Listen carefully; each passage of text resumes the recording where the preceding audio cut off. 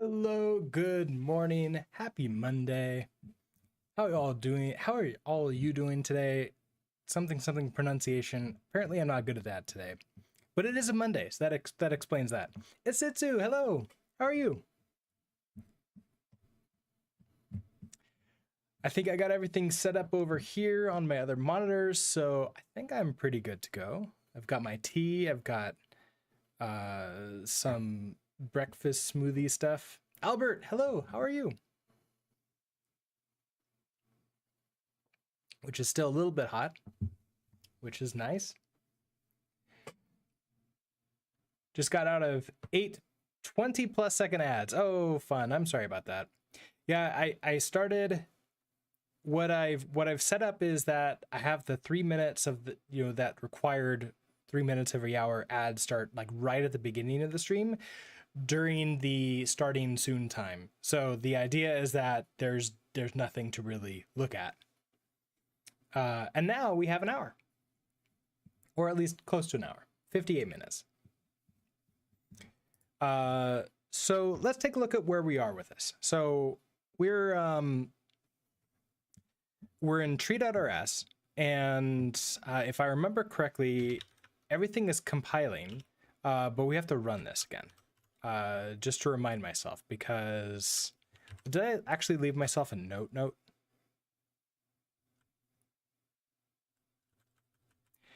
There's all this code, but I comment all of it out, and I think it's working now, kind of, sort of.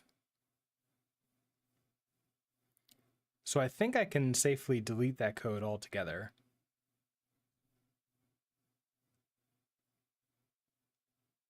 Some of those other notes that we might want to follow. Oh, you just applied for a talk at the next Euro Rust. Nice. Hopefully you get it. That would be amazing. All right, so I want to do cargo run. Okay, so that was ls tree. Now if I do that, okay, so ls tree. Oh, we have a planet. We have an explicit panic on line 56. That would definitely that's where we need to continue then. It's easy enough to understand. So we're able to go through here for one thing, right? So we have the appropriate mode. We have the appropriate object because this is a blob. Right, it is a blob because it's a get attributes. That's good. The checksum, that is missing. So we need the checksum.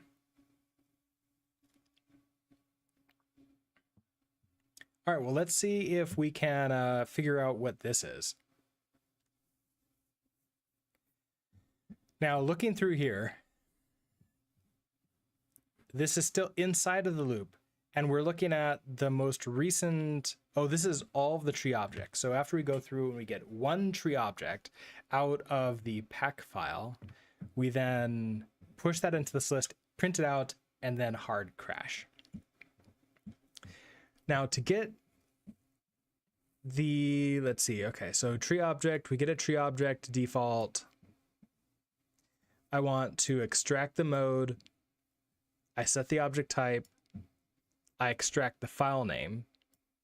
So then for this tree object, I want to now get this checksum, which is a hash.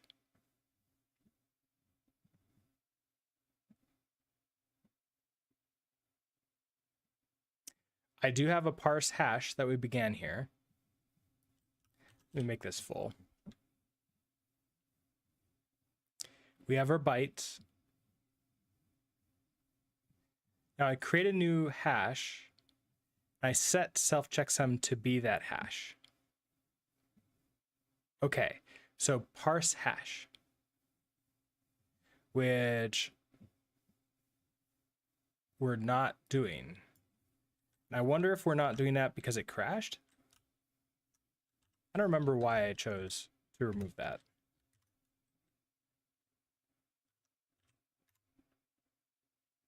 Yes, it crashed. Lines not found in this scope. Okay. Oh, because lines. Okay, so we are rewriting all of this. That's what it was. I wonder if we need to rewrite parse hash properly then. So what do we have here? We have our values.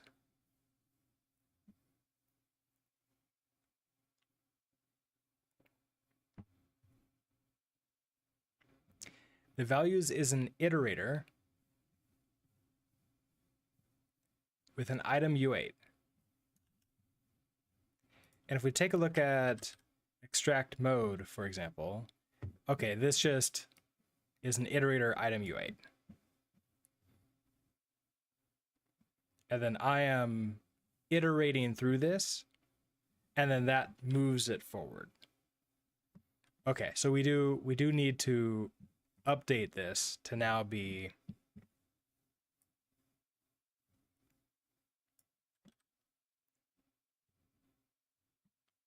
this thing here.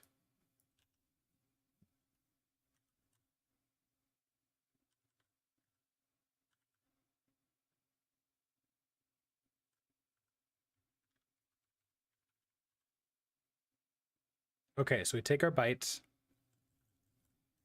Now, we know we only want 20 bytes out of this.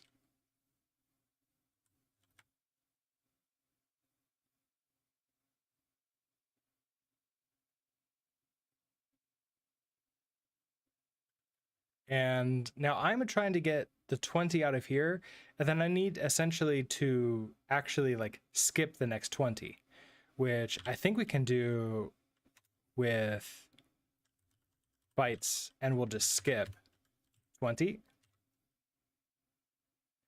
which returns a skip.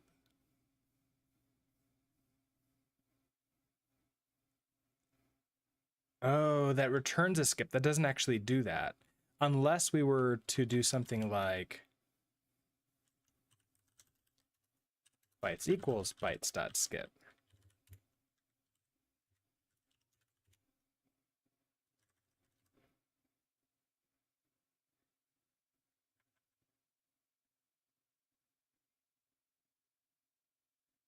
Oh, but I overwrite it to grab the actual content of the bytes.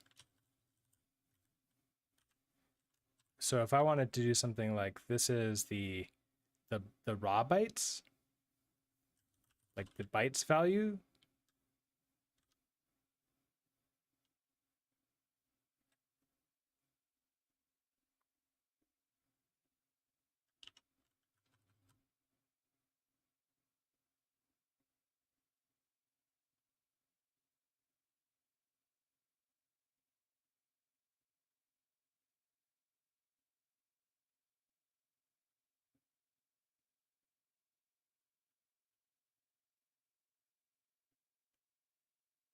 This would then need to be the bytes values. And then that one we can safely skip. No. Still a mismatch type. Merrick, hello. How are you doing today? Woot and lurking. Well, have a good day too.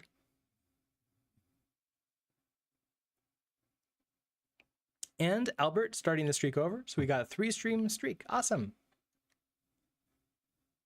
Thank you for being here too.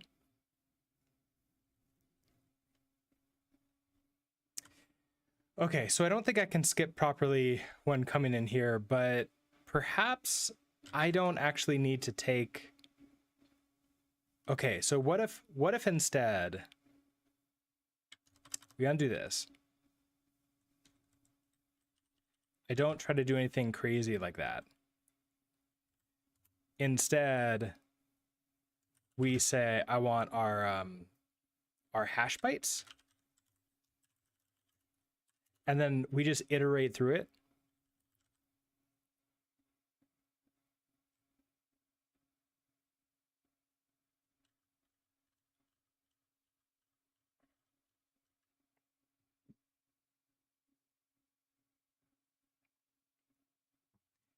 I wonder if this would have to be a vec.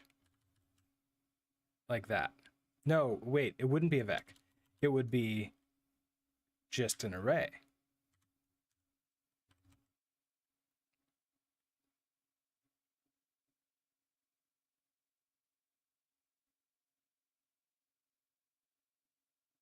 Would it just be an array? No, I probably wanted to turn this into vec and then, okay, I make this a vec. You need to be mutable. Absolutely. Thank you. Thank you for that, Merrick. And also, glad you're doing good.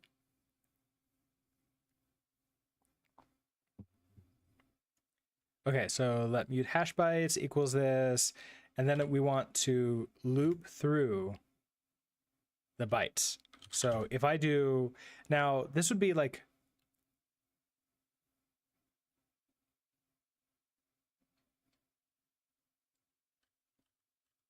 what if we, okay, so if we do this 20 times, so we do this 20 times, and then I just want the next byte, and I just push that in, right? So I just say hash bytes, push, and get next. Now we see that you're an option unknown. I don't want you to be an option unknown. I want you to be the actual thing, don't I? Yash, hello. How are you doing today? I'm doing pretty good. We are, it's a Monday, so, you know, Mondays be Mondays, but at the same time, it's, the weather was actually nice this weekend. I was able to go out and hang out with some friends, and I'm looking forward to more working on this stuff, which is always nice. Okay, so I probably want to do some like let's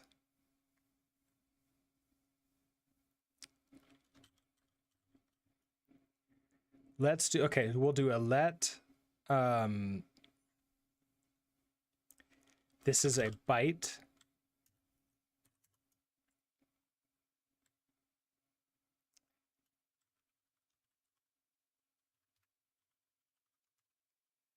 And then I want to convert this into an error. So it's going to be an, wait.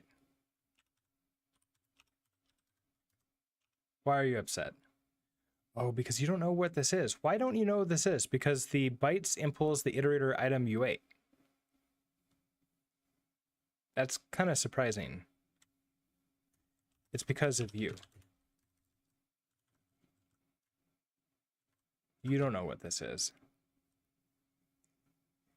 Expected type parameter impulse. Okay, so I don't know what.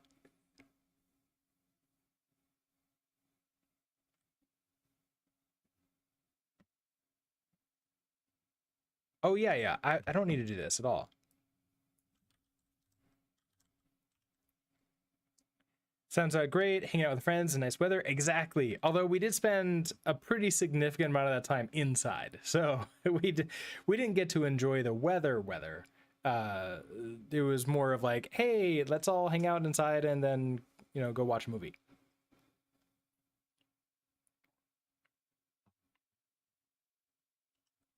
Okay, so if I create the hash bytes here, iterate through you.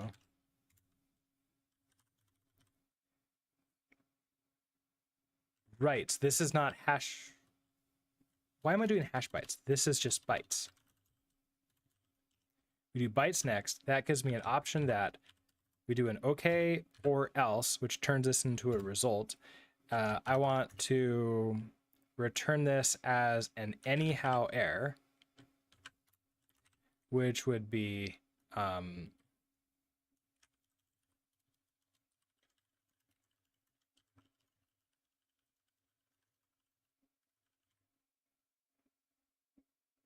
I have to, I can't use context, right? Wait, does context convert an option to an error? Wait, does it do that? Let's try.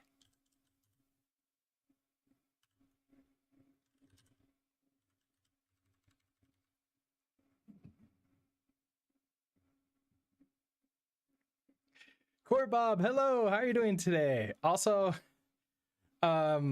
Twitch, seriously, why is the only page where you decide to mute is the one where I explicitly come straight to? If I land on a front page, you decide to unmute and play some random streamer. If I go to category, same thing. But if I navigate directly to a stream page, you decide that is when I want it muted. Yeah.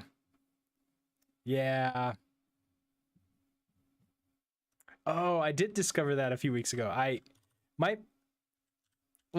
It's very weird, the things that I remember versus the things that I don't remember.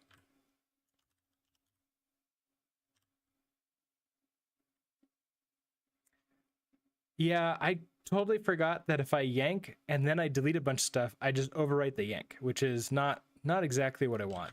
But it has the thing that I want in here, so that will work.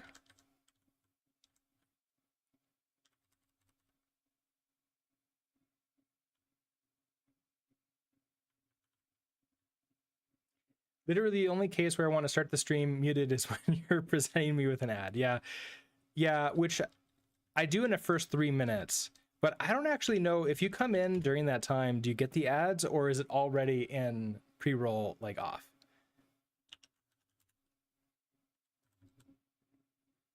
Okay, so now I have these hash bytes.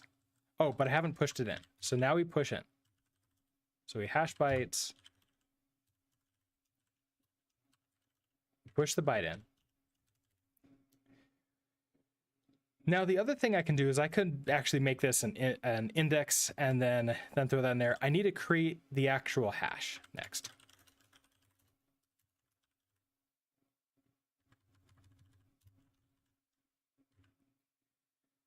And you taken that.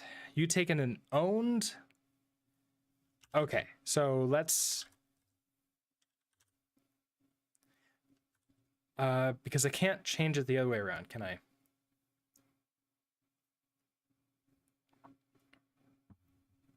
Yeah, for some reason deleted in Vim is basically cut. Yeah, and I usually have the muscle memory for that. But then every once in a while, when I do a delete first, I remember that and it works perfectly fine.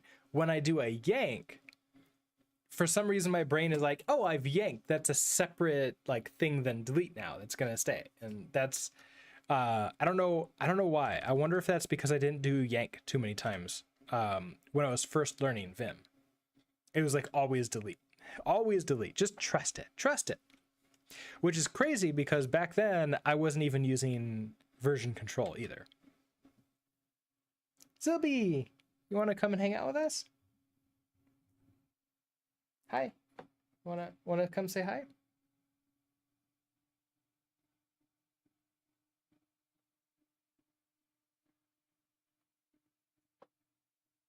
Yes, he does. Maybe? Wait, you look like you're gonna jump up there.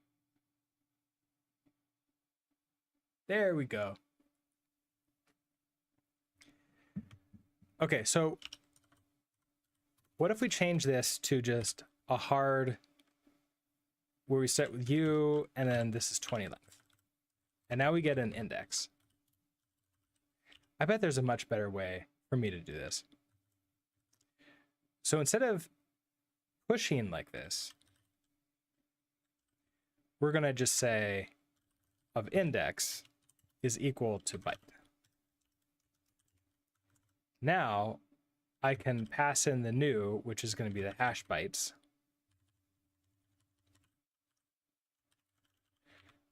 Which you're not getting help because you are mismatch typed. You expected. Oh, that's a result. Okay, because I forgot to question mark you. All right, so you're not happy, and we have a hash come down.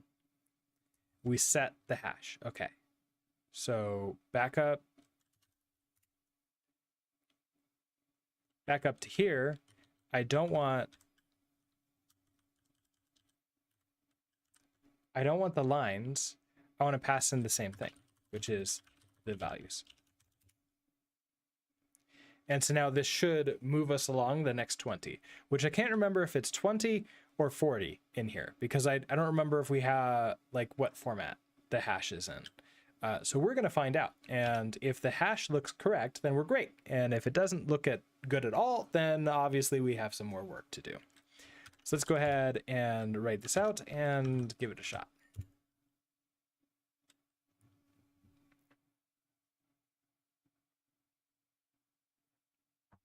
Okay, so here's this hash. That's great. What I would like to do is change the hash to be the appropriate representative. Now I could just do this with a debug, or we can change you to a print line.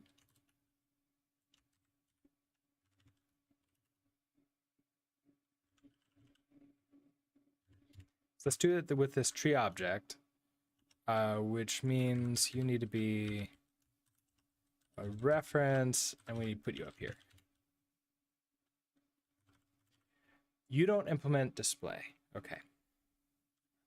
Which would make sense. Okay, so tree object. We're going to need to implement display for you, aren't we?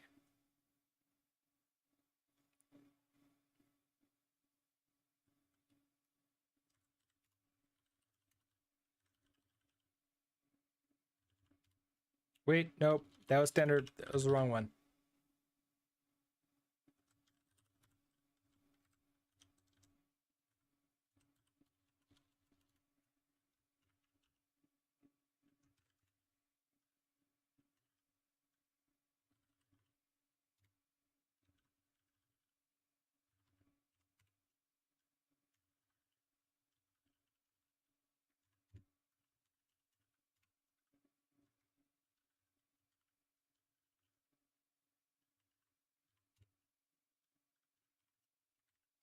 Okay, so in here, we're going to write out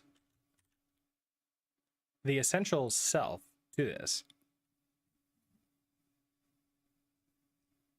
And what do we have in here? We have the mode, object type, file name, and checksum.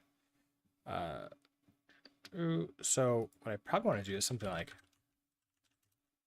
mode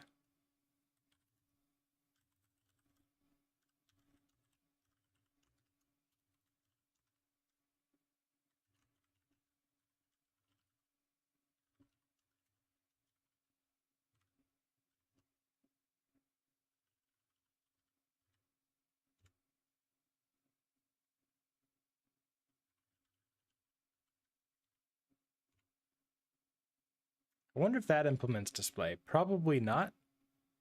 But I could make that debug too.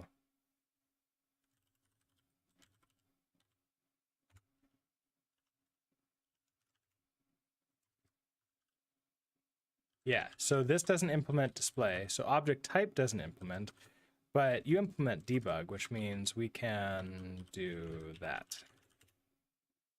And then you should be happy.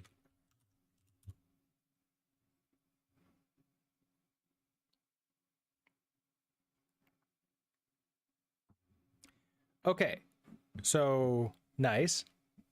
When we're grabbing the ls tree from this, we have this checksum. Now we want to see whether or not this is correct, right? So if I get ls tree, and it's going to be the same 8cff 6a32 get attributes. Oh, file name. We missed file name. Let's put that right here.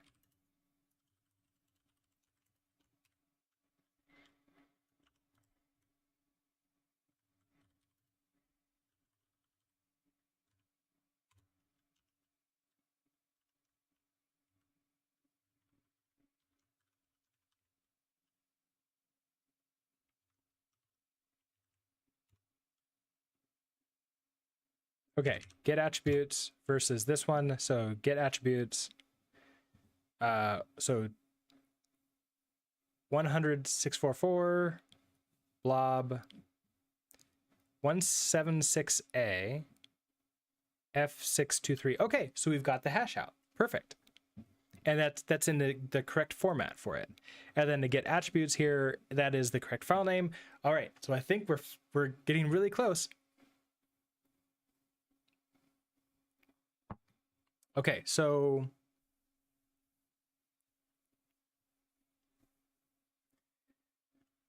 now if I want to just do this to all of them and then print it out afterwards, I think it should work. So let's go back up to our,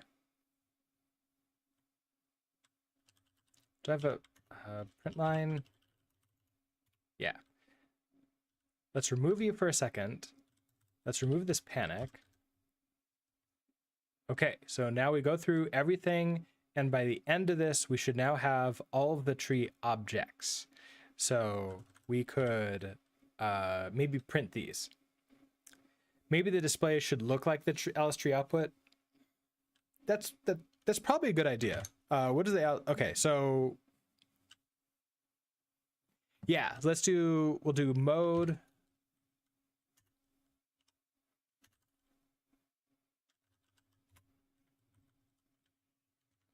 Okay, so we have the mode space blob. So it's actually just like this then, right?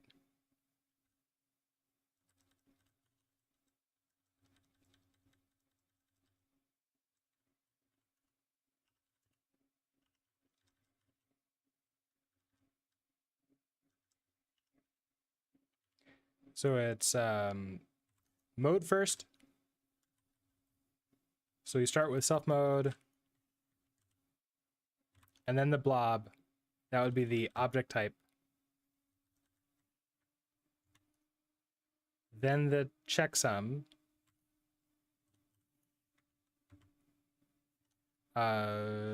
Checksum, and then a tab, and then the get attributes. So this will be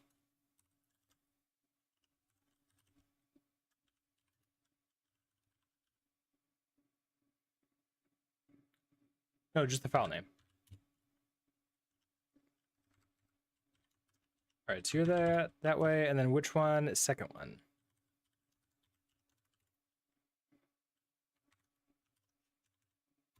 Okay, so if we run you,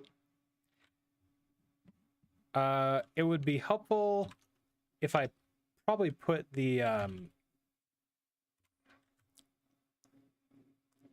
it would be helpful if I put the, oh, there's no way to X out of the loop. Well, okay, that's obviously going to cause a problem too.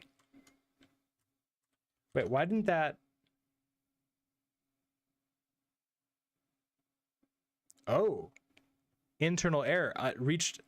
Entered unreachable code, attempted to extract tree object, but not one of the types. Oh no.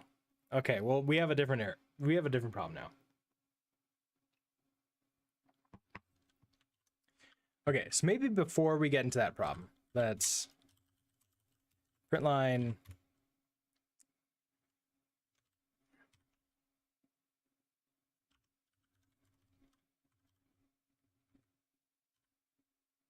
Can I reference tree object like that?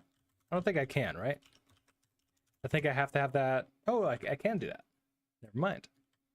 Obviously, this will crash, but it will create a bunch of them first. And we'll see how many of them it creates.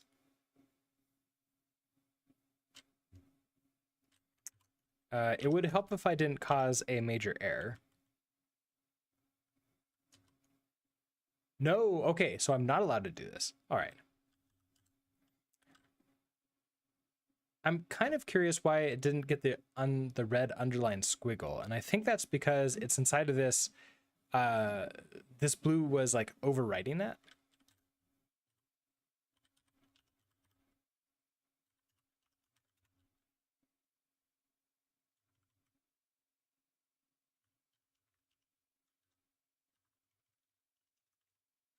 Okay, now you're happy. Well, I don't want to take ownership of the tree object and it doesn't implement copy, so I'd have to clone it. Printline doesn't take ownership? Wait. Is that true? Oh. Well, what do you know? I always just assumed that it followed the ownership rules and everything else. But of course, it's a macro. So, you know, macros do weird and crazy things. So that's kind of funny. Good to know. Thank you, Asitsu. Also, Sanath, hello. How are you doing today? Okay, so if we print this out, we should see a bunch here, which is good. And then if we take a look at our Git, we can kind of actually see where our problems come in. So we have Git attributes, Git ignore. These are all correct, it looks like. Go through the tree. We get to test. And then, okay, so then this one, blob, and then the your Git sh file. You're preparing for your exam tomorrow. Oh, well, good luck with that. Hopefully you're able to get a good grade on it. We are working on, we're trying to cross the finish line. We're really close to the end on this build your own Git project, which also looking up at my OBS, I realized Zilby left. He left like right away, didn't he? Yeah, I guess he came in to say hi and then just like peaced out. Okay, so if there was going to be an interesting error, I would have expected it to happen around the difference here, right? Like the tree, and then back to blob. But this is the error. The error is after test, we reached unreachable code, attempted to extract tree object type, but not one of the types.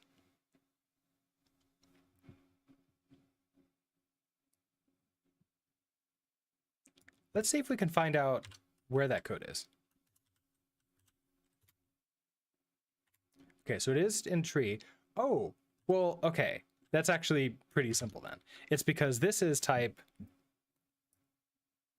100755. Which you're a blob. So actually, oh, you're a blob.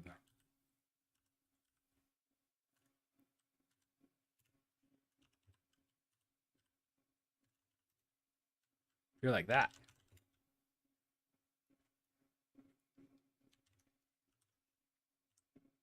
Now, my guess is that we'll run into an infinite loop.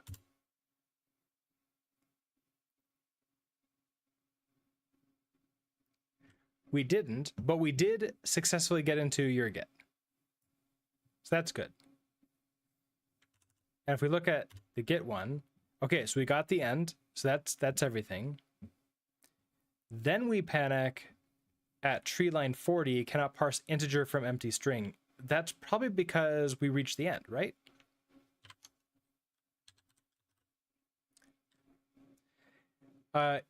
Your test is on compiler design. Low-key hate it. I never got that far into my computer science courses. When I was in university, I took one computer science course and could not stand it. It was not taught very well. And so I ended up dropping out of that and then going into anthropology, of all things. And then coming back to like sort of study computer science through smaller courses or on my own. And that's where I got like those things. So I never got like tests on compiler design or things like that because I mostly focused on other like some of the more classic things that people talk about with computer science as opposed to the actual full computer science. Oh, you're paying university fee to study your own. Oh, nice. Okay, cool. Well, good luck with that. That's awesome.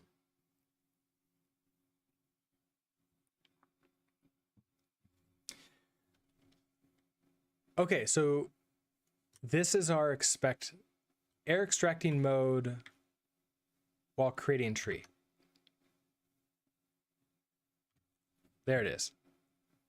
Error extracting mode while creating tree.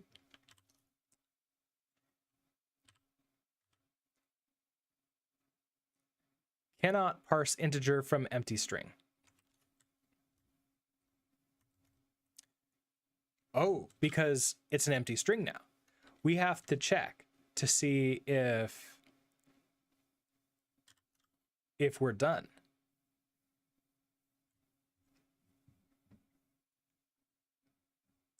Now, can we do that? We have our values here. Can we check to see what our length is? So let's look at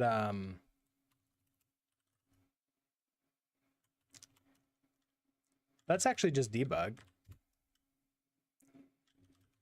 The values dot length. Right, it's an iterator. Oh, count.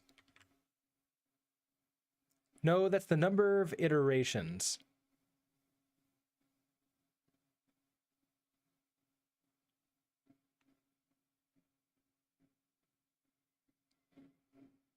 That goes from the beginning, right? I want like left, like how many are left? Remaining?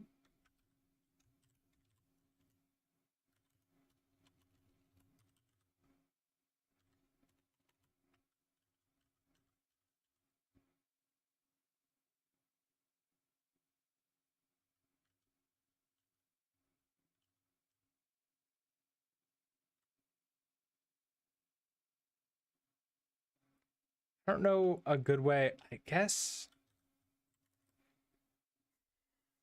No, none of this really like makes any sense unless I have all of these return how many iterations they went through, and then we can count that up, which we could definitely do. We're not returning anything right now, which is not the worst thing in the world. What was my first programming language? The first programming language that I was paid to write was Bash. So just shell scripting as a systems administrator. The first programming language that I ever like programmed a computer in and like to do something with was the version of BASIC that was included on those old IBM PCs, like in the BIOS. And I followed like my parents had gotten me a book of games, and it just was the language. It was just the code. And so I had to read through these and input everything, and then we went from there. And it sometimes worked and a lot of times didn't work, and you have to figure out like what was going on. Good old C++, Turbo C++ with that awful blue screen. One of the computers, so the computers that I had was actually a hand-me-down that my parents had. So I wasn't really allowed to use the compute, like the main house computer, but I got the leftover computer that that they had. And at that time, computers were updating quite a bit, but we weren't really staying on top of the times all the time. So I got a very old, which had been updated with a graphics card. It didn't have the graphics card had 3 colors. It was RGB. Literally, it had red, green, and blue, and that was the colors. And I programmed in that. So that was a computer from before my time, but like that was gifted to me because it's like, hey, this is like too old for what I'm doing working with now. So now I get a better computer. You get this thing.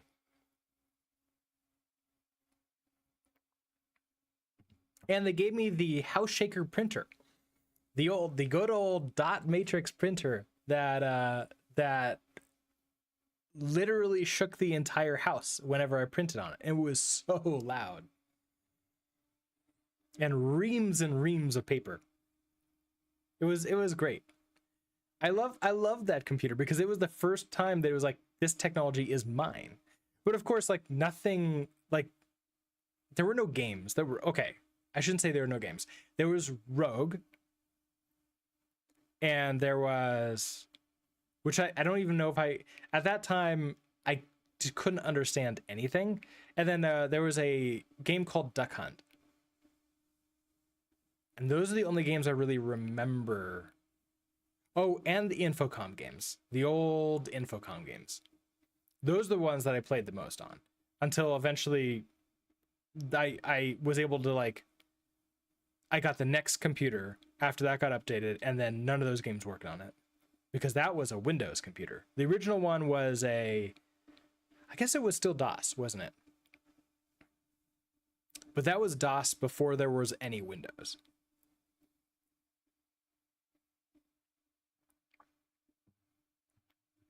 Yeah, those times must be so brutal. My mother used to refer to these huge books just to interact with email at the time and assembly code, not to forget we came so far. Yeah, no, it's really important for us to remember that it wasn't that long ago that we barely had computers at all.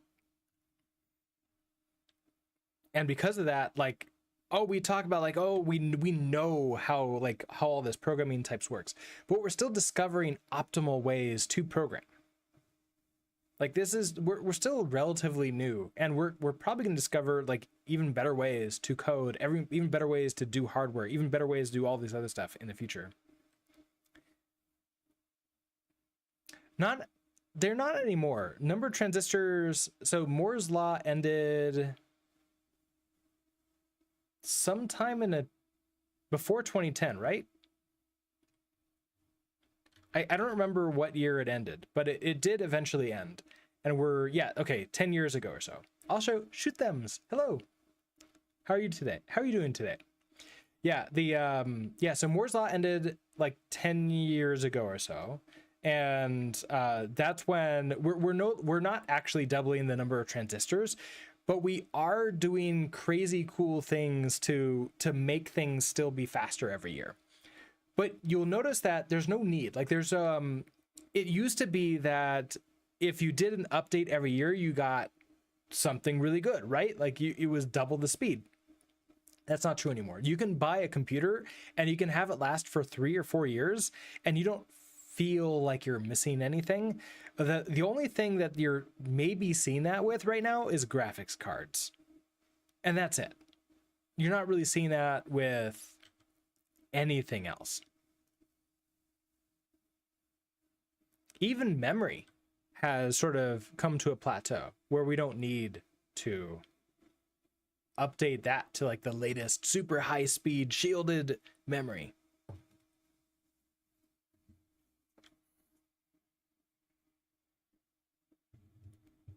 All right, I finished my tea. Time for my breakfast smoothie. All right, so how do we know? Oh, we can use peak, right? If I use peak, oh, but that changed what this is. But maybe I can still do this here. Can I like let?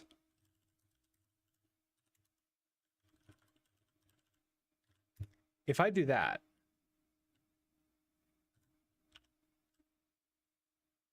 Okay, so it's still the same exact thing. So I could just throw in peakable here. Don't need you. And then if we peak, so if we take a look at our next,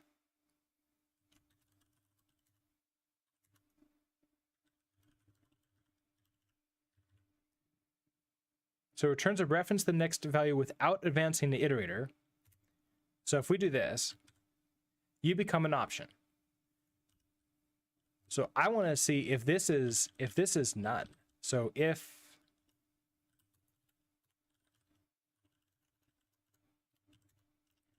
let none equals this, I want to break out of the loop.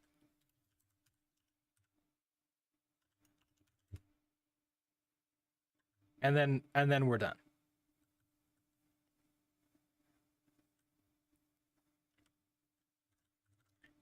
And now we can I guess we'll just see whether or not this breaks it. Hey, it works. Okay.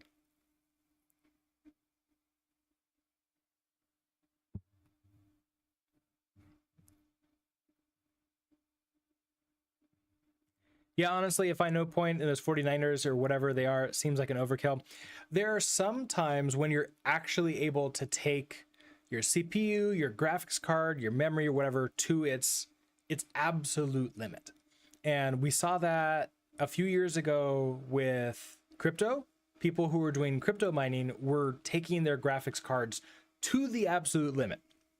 And now we're seeing it with AI, where people who are training AI are taking the graphics cards all the way to the top capabilities of what the graphics cards are. And that's the reason why you need like the very best. Like 4090s, in my opinion, aren't really there for games. They're being made and bought primarily for AI. And then some people who, like, if you're developing a game, you obviously need a really good graphics card because you're not optimizing that game. So you're taking the graphics card pretty heavy too, and you want to see what the game plays like without a bunch of lag.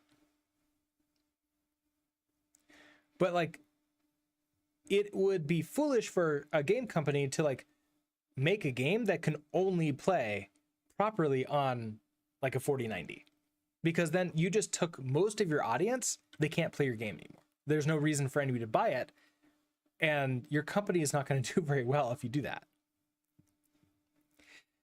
You have a 2012 PC with GTX 960 that massively outperforms a 2019 MacBook when it comes to games, getting 1+ FPS in games that struggle for 15.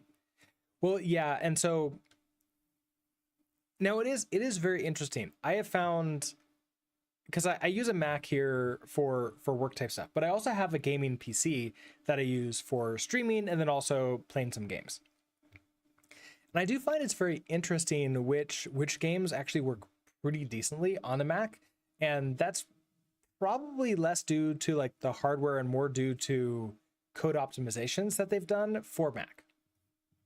But like, you're never going to get the graphics capabilities that you can on a PC.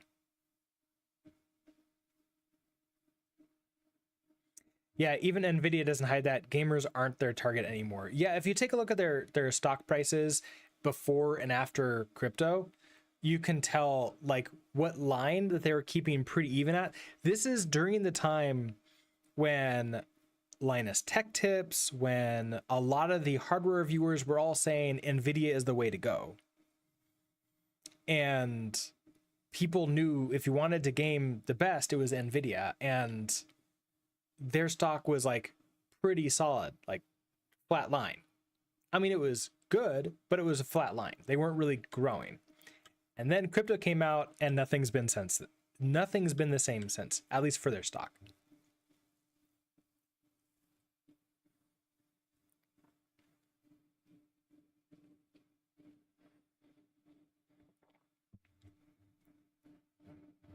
The ultra realism trend in gaming is seriously out of hand. I can't wait until ultra realism has actually just become completely normalized. And then what we're going to see is people start to spread out, because if it becomes super easy for anyone to do ultra realism, then you're not going to be able to use ultra realism as your differentiator, right? Because like, think of it from a business point of view. What's your killer features? If your killer feature is ultra realism and very few other people can do that, that's a selling feature. That's something that you can use to say like, hey, buy my game, and experience, like this experience will be novel for you. It'll be really interesting to play in something that looks like it was filmed, even though we're dynamically creating it right here. But as soon as like anybody can do that, which we're pretty close to being there at this point in time, as soon as that happens, then I expect we're going to see even AAA games start to spread out into different art styles, because they need some way, like at that point in time, ultra realism isn't really like a selling feature anymore. It's now just something you can do. And if the medium that you're trying, if you're the actual story you're trying to tell requires ultra realism, then you'll see the games with ultra realism. However, everything else you're going to see in games that like are featuring like whatever seems appropriate for the medium. That's my guess. Also, Art Witten, thank you so much for the subscription. Thank you. I didn't hear that. as a notification, and that makes me wonder, because I have Twitch alerts on. That makes me wonder what is, let's see, desktop audio, that's going out to audio. Maybe I just turned my, no, the speakers aren't way down.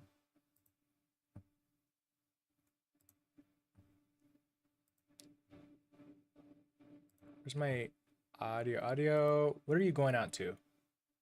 No, you're going out to, I think, the correct device.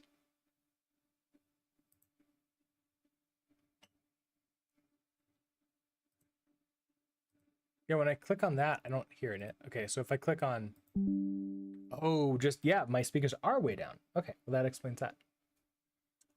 Anyways, thank you again, Artwinin, for the 6-month subscription. Or rather, the subscription's for 6 months. Let's see. So we went through some examples of games with ultra realism. So Alan Wake 2, which I haven't played that. I'm not very good with the more sort of like horror scary games. Even though like a lot of people might argue that games like Alan Wake aren't really scary, it's more on the horror side. I get really stressed out during those, and it's not fun for me. Last of Us. Yeah, so the remake of The Last of Us, and then Last of Us 2, I would say. And then all the demos from UE5. Yeah, I like there's oh, what's the, there was a horror game where you're walking through the woods. I obviously, because you know, I don't play these games, but every once in a while I can watch people play them if like, and I do it in small bursts. I watched somebody playing through an ultra realistic, looks like it was shot with a hand camera game, where if you make a sound, like if you gasp or you scream or something, you die. It was basically like, it felt like a tech demo type game to show off the ultra realism. And to me, that was like one of those, that story that they're trying to tell, that experience really requires that ultra realism, because it tricks your brain into thinking this is real. Because normally you have to get into the game, and then there's this weird thing that happens. I don't know if it's happened to, I don't know if any of you have like recognized this, but it certainly like happened to me, especially if you ever get yourself into VR and you see like a cartoonish, like, you know, drawn worldscape, and then eventually your brain just sort of shifts and is like, this is reality now. And like that cartoonish, the escape is like what the world is. And it's kind of weird how quickly our brains adapt to that, and just like, no, that this is real. This is very realistic now. Okay, don't scream. Okay, yeah, I forgot the name of it, but if you haven't taken a look at that, go Google that. Take a look at some Let's Plays of it. It's the initial sort of thought of like, maybe this is just recorded and like everybody's cheating on the game and they're just watching a recorded video, is really high. But if you really pay attention, there are some glitches in the graphics every once in a while, but you really have, like, the first watch through that you do is, you're not going to see it. The only negative is it is it's meant to cause you to be really like sort of scared. Yes, I know. Okay, yeah, you can disconnect the mic, which then I won't know. But like, obviously that's cheating.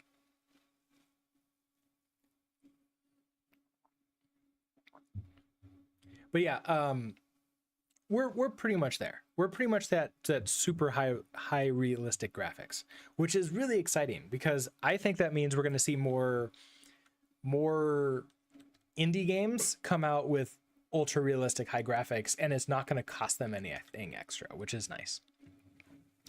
Okay, so we have this. Now, if I remember correctly, let's actually we have a bunch of warnings. Let's first get rid of the warnings.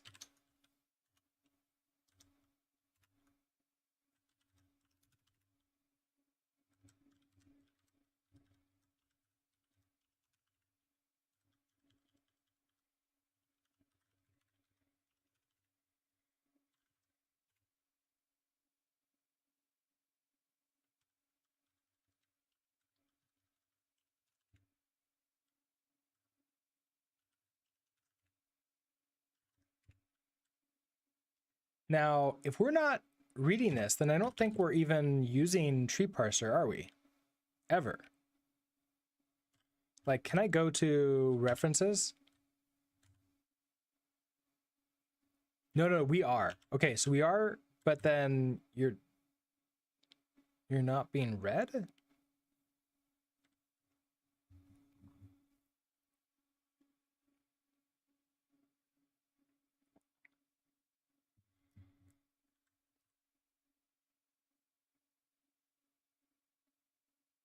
Does my LS tree implementation support not name only?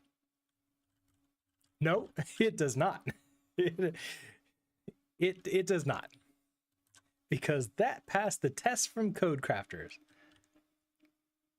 Okay, so if I were to take all of you, oh yeah, I don't think we're using this at all. So if we just delete you, yeah, no errors. So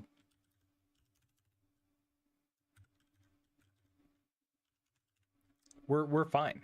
Okay, so there's those, and then no more errors and warnings. If we try to run you again, then we're good to go.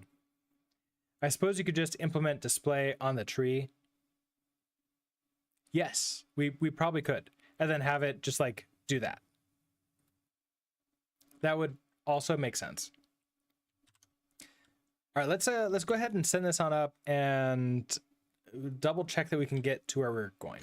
Also, I didn't notice that it's been an hour and an ad break just started. So sorry, I usually try to give you warning, but I missed it this time. Sorry about that.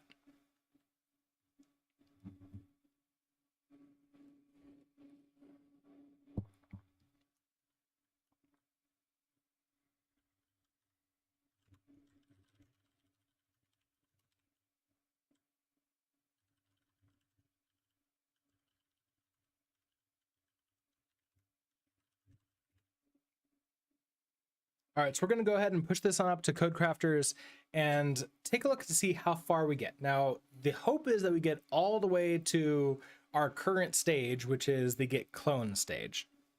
But I wouldn't be completely shocked if something else is broken.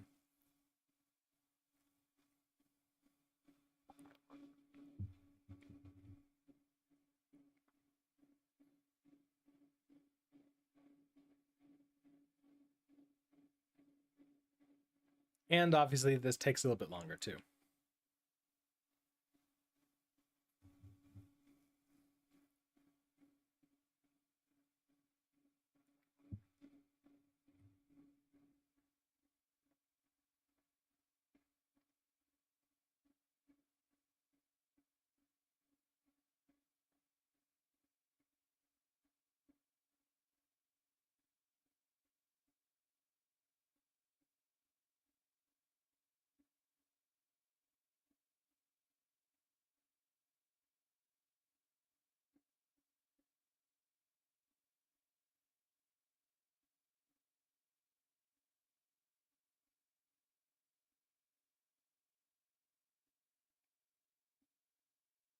Okay, so we failed at stage 7, which is get clone. Okay, perfect. So what happened here? We panicked. Thread main panicked at don't have get object in clone.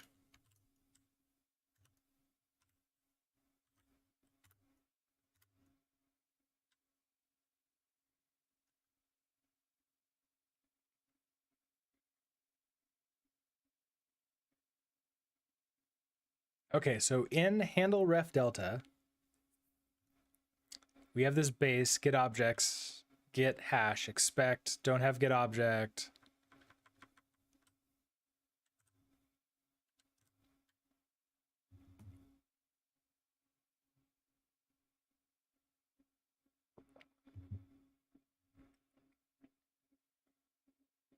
With the get objects being these get objects passed in,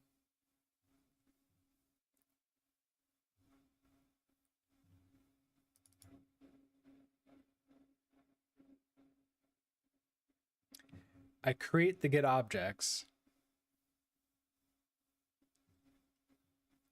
And then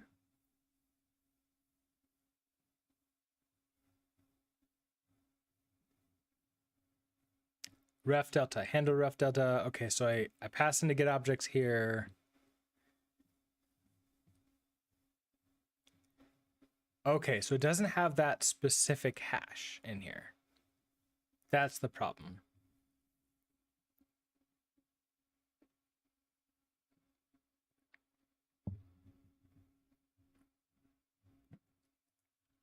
And I'm kind of curious, what exactly am I expecting to try to have? So if I debug, let's debug the hash.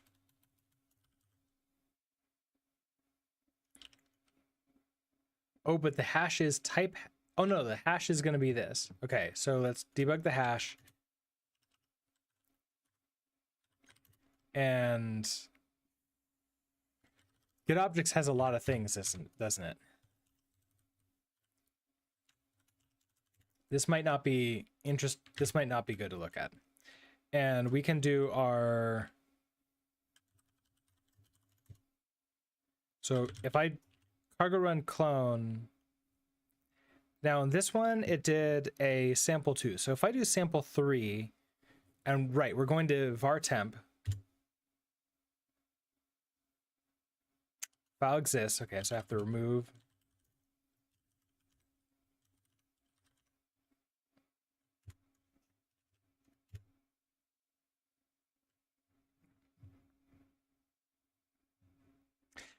That doesn't actually cause any errors. We don't crash. Oh, interesting.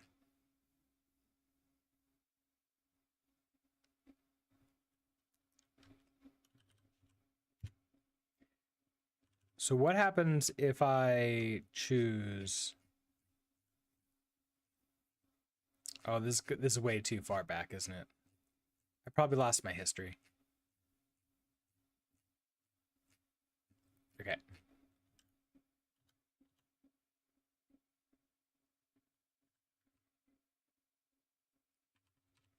I think it was get sample 2 though. So let's send get sample 2 to get sample 2. Yeah, okay. So get sample 2 has an error in there.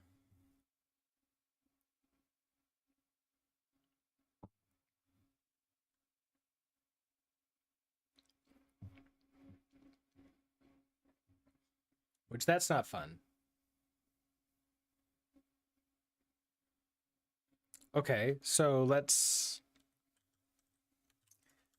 instead of the get objects, let's just put in this hash and let's just do a print line.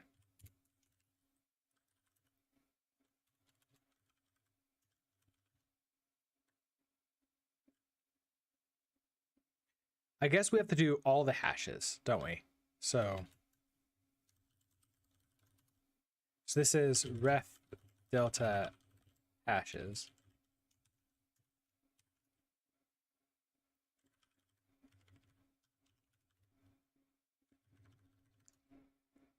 Oh, right. Okay, so I need to hex encode, right? Encode makes it, yeah.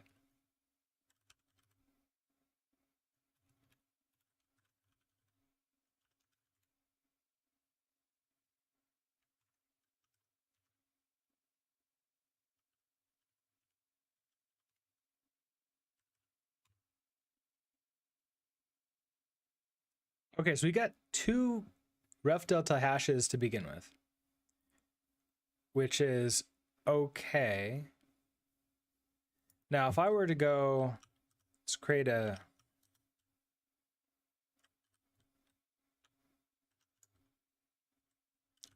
let's go to our,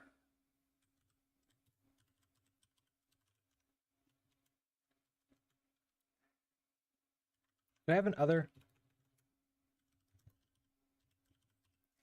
Developer, hello. How are you doing today? I do. Okay, so let's go ahead and cd into other.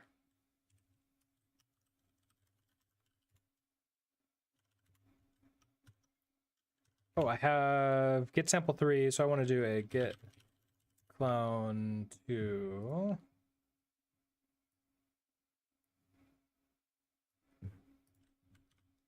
get sample 2.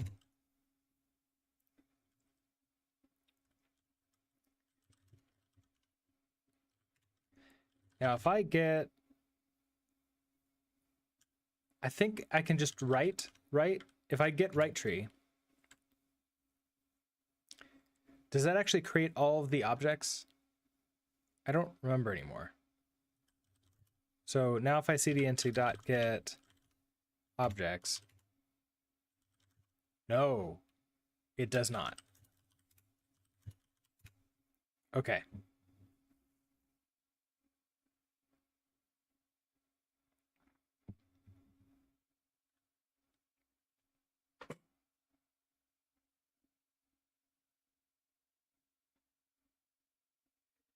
Is there something I can do with the pack file with Git? Is there a command that allows me to like search through and maybe there's something is.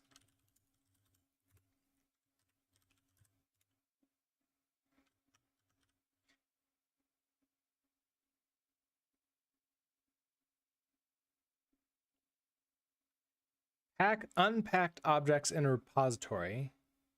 I don't think that's what I want.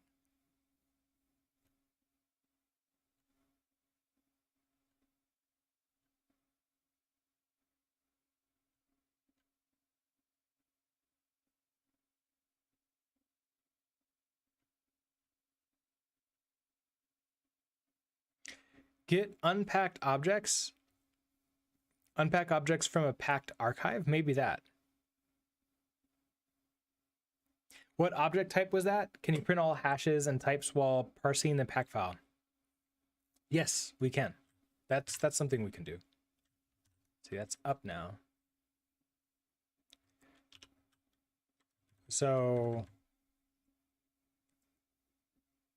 where do we do that? That was a few streams ago.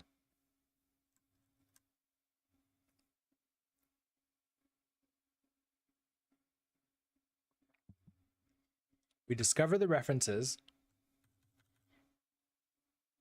We get the commit hashes. Oh, I think I remember. Inside of here, as we're handling these object types, this is, we're passing in the get objects and it's updating them. So in like handle normal object, which would be a blob,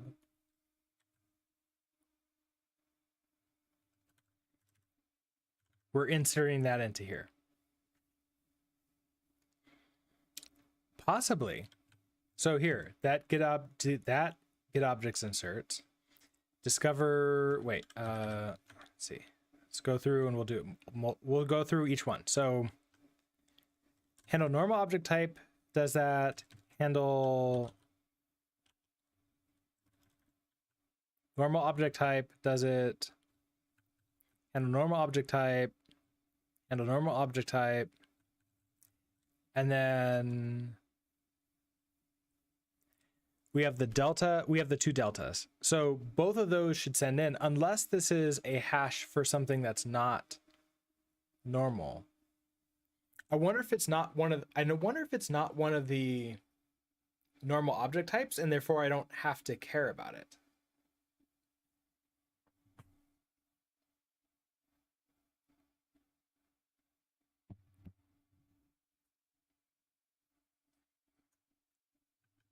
Like, okay, we get into the handle ref delta.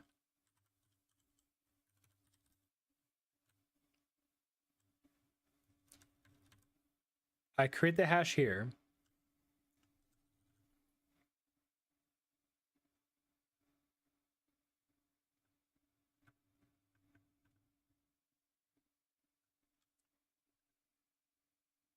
Okay, I read the 20, so the next 20 bytes, which is the hash.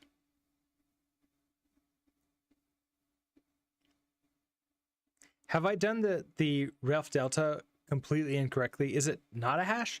I thought Okay, we were following instructions from this thing.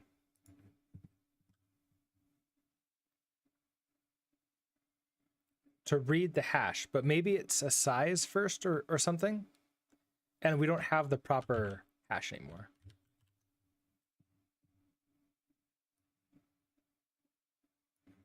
Or we never did.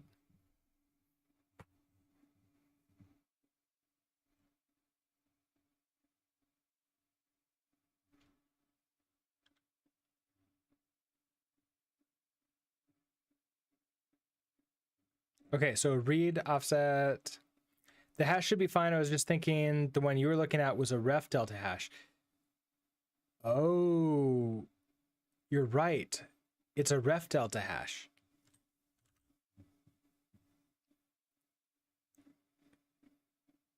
So I can't get it out because this is the first time we've seen it. We could insert it in.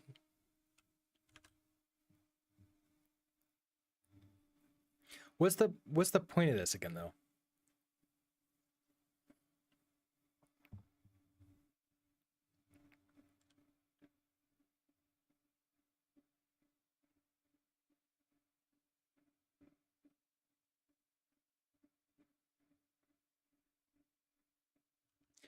Oh, do I want to maybe...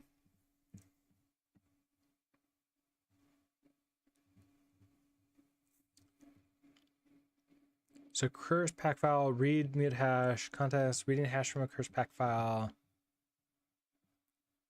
Now we crash here because we don't have you in there, but you don't, okay, we don't have you in there. We don't expect to have you in there.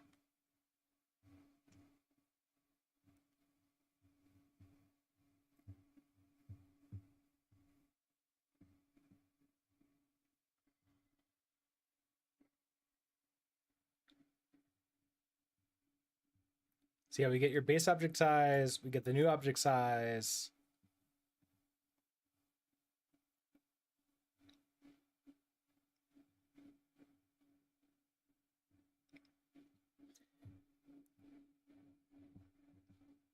Oh, and then I'm trying to get the base object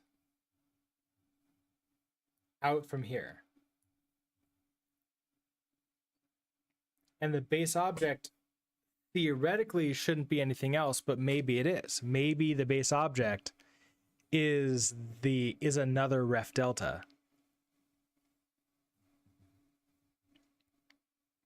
So in that case,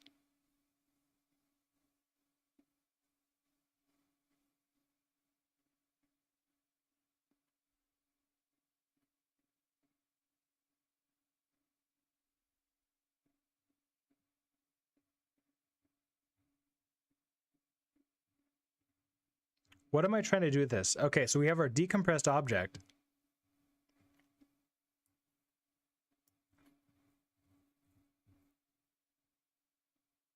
Am I doing anything with that? No, okay, I'm passing into, apply delta instruction.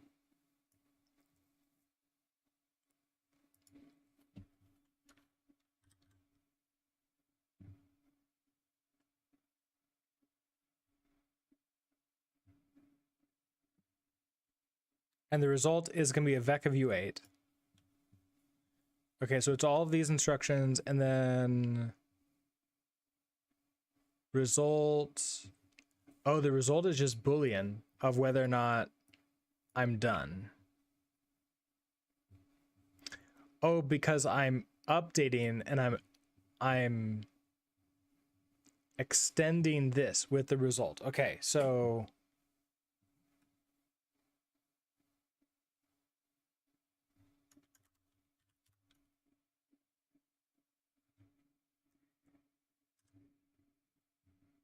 this decompressed is object, so maybe what we need to do is insert into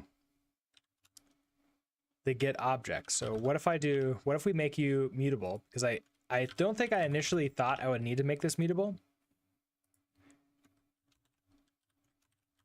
So if I say get objects, we insert, we're going to have the the hash here and the decompressed object here.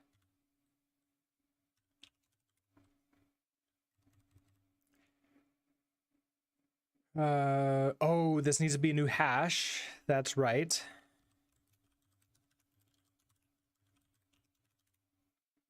Okay.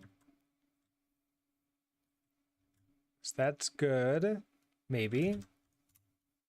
You now need this to be mutable, which is fine. No more errors. Now, if I run this again,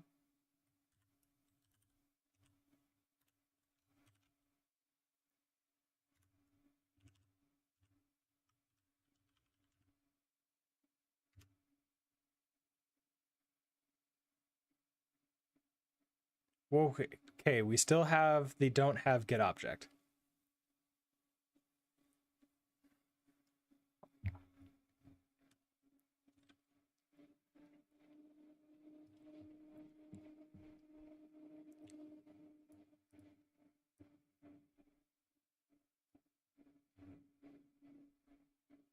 So I'm trying to process these two, and this is the one that's going to have the error in it.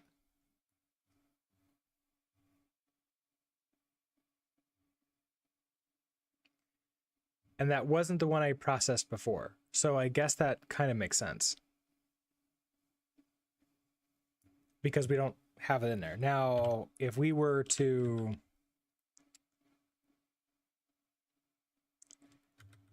while we're handling a normal object, let's print line this hash.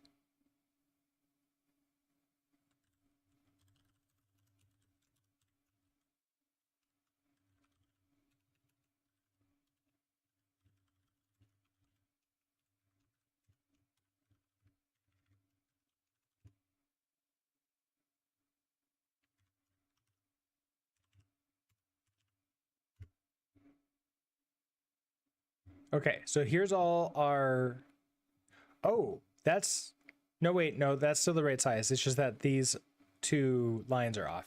I was gonna say the hashes are much longer, but no, that's not true.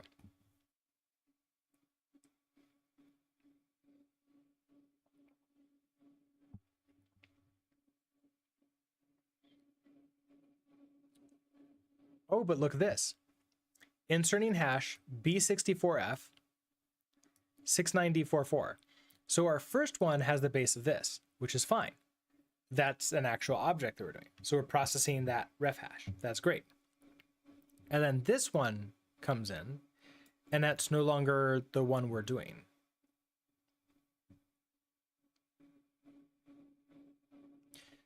Which makes me wonder, in our process hash, when we are inserting into a result,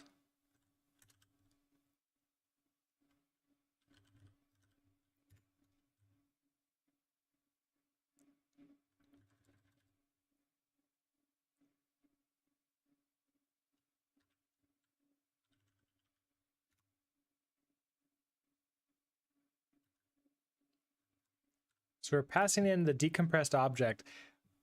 Do I need to get a hash of the decompressed object now? I wonder if I do. So if I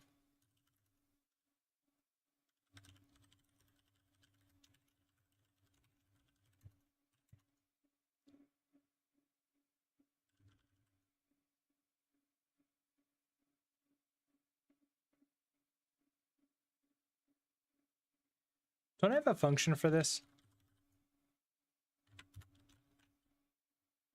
Yeah, get hash from U8 so I can pass in the decompressed object.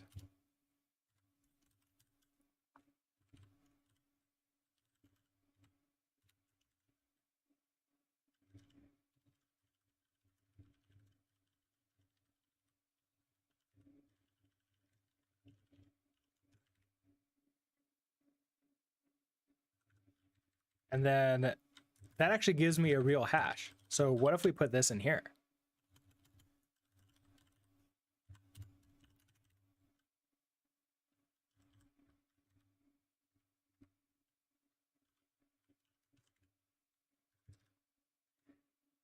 And if I want to see what this is,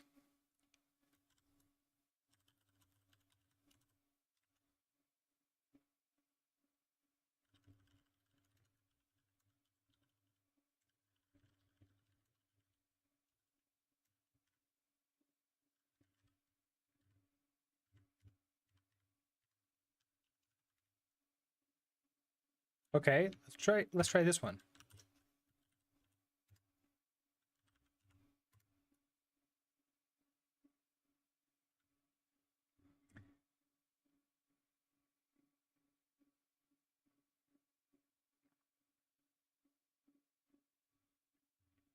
Okay, so that's not it, because the new hash partway through is EFA, which is not what we're looking for here. So that's not correct.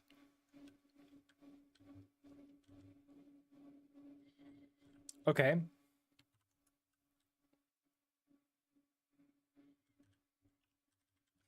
Now there's another thought, maybe. Did I finish or do anything with the other ref? So we have handle OFS delta. Oh, but this attempts to panic, attempting to handle OFS delta. And we see that that's not where we crash. So that's not it. Batman, hello. How are you doing today?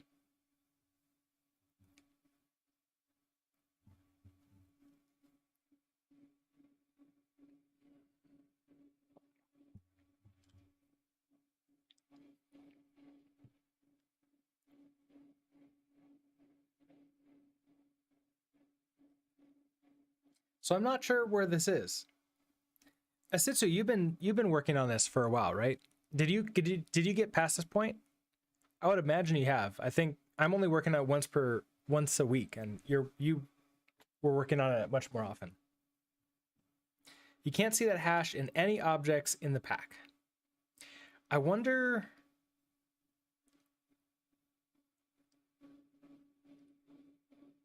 Oh, okay. If that hash doesn't exist in any object in the pack, then I'm off. Then I'm implementing it incorrectly, and that's not a real hash. Okay, you've only done pack file parsing, no ls tree or cloning. Okay, so I guess I'm still slightly ahead of you. Also, Batman, you're doing pretty good. Awesome. I'm doing pretty good. It's a good Monday. We're working on hard, fun things, which is always fun and good.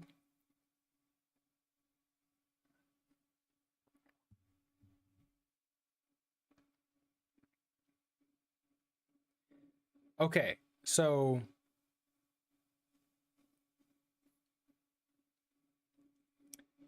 either this doesn't exist and I should ignore it.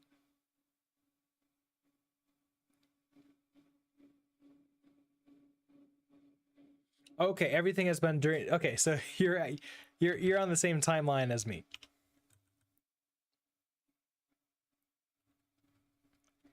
The funny thing is, you can actually do the code crafters thing without doing a code crafters thing, because those three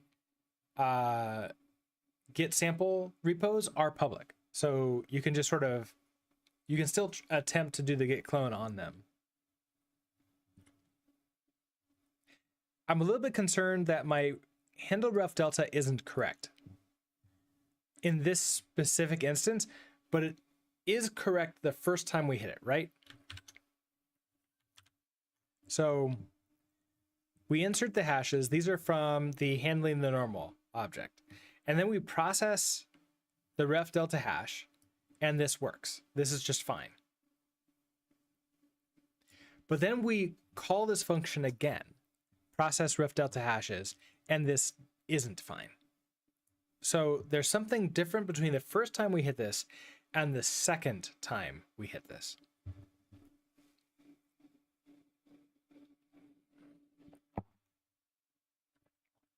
Which means we have to play around with this. We have to figure out what's going on.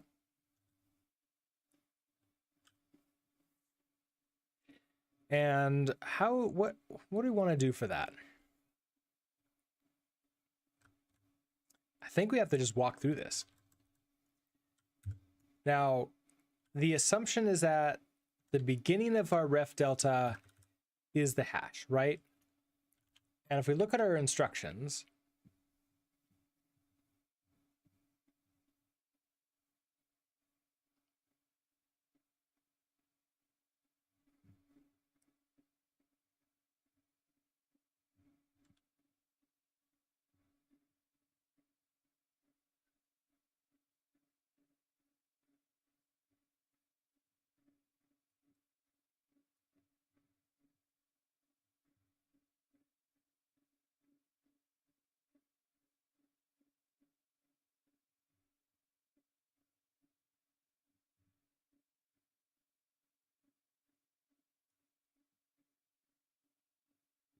I think this is what we were trying to do. Read the hash.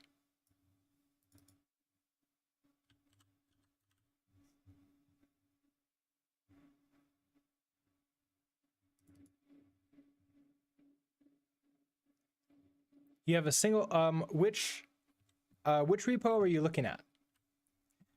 We are looking at get sample 2. Now, this works on get sample 3 just fine. So if I were to do this with get sample 3,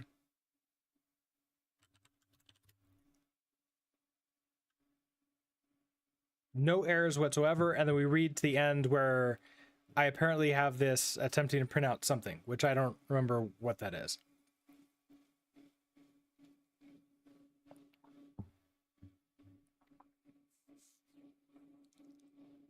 Yeah, I switched to 2 because 3 was working and then 2 wasn't working on their website.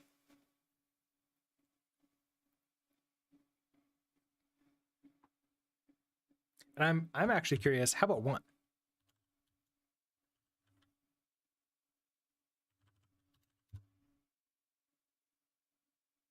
That also doesn't work. So 1 and 2 doesn't work, but 3 does.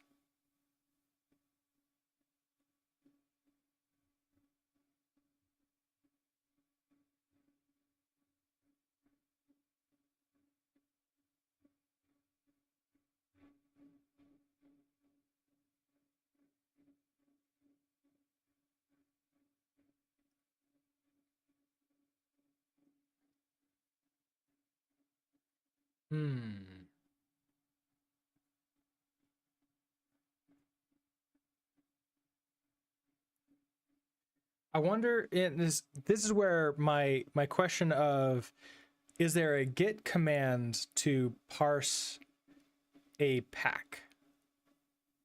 Because if there is, we can go in there and maybe take a look at these and see if they have what we expect them to have. Like, I want to do this. Get unpack objects, maybe?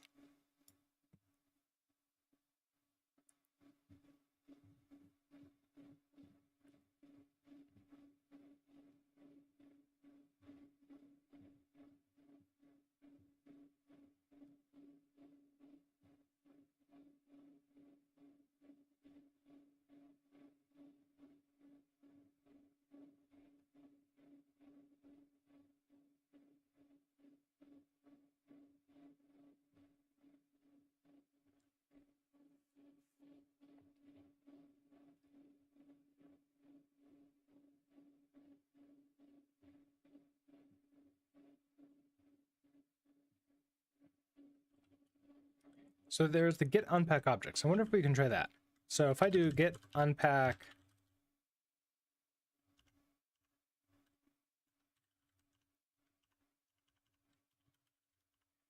okay, well, it auto completes for that. And so we have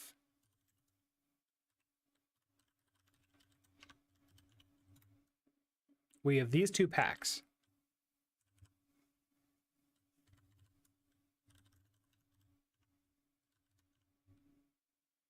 Now, can I do something with pack 9 DDE, something like that? No, okay.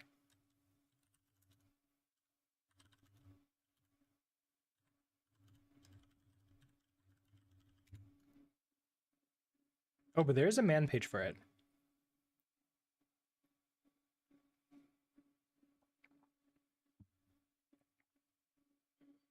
Read a pack archive from the standard input, expand the objects contained within and write them into the repository.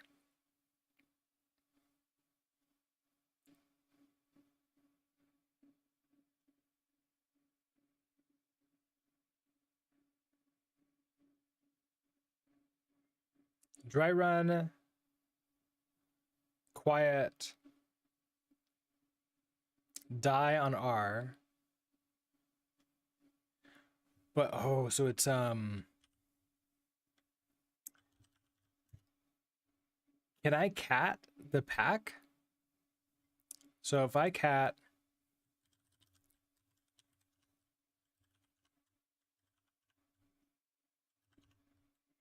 we pack that one and we pipe this into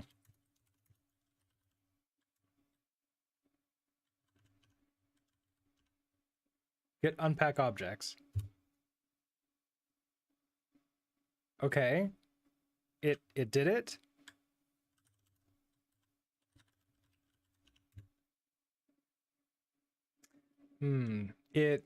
It kind of did it, but it didn't I was hoping that it would create like the tree and everything else here. Like I don't see the other the actual objects. Let's try with the -r command. The -r command.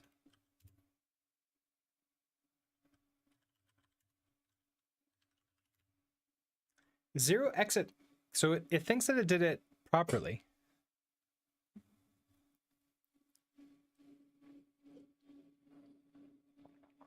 So I don't think this does what I expected it to. It didn't create the actual objects in here.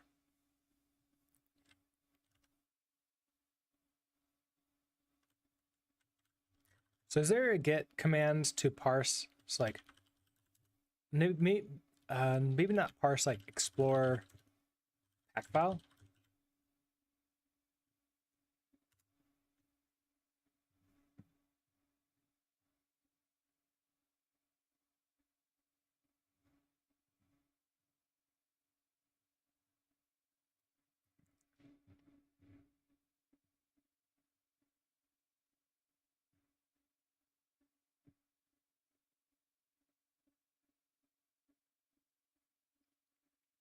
It looks like it's the ordering.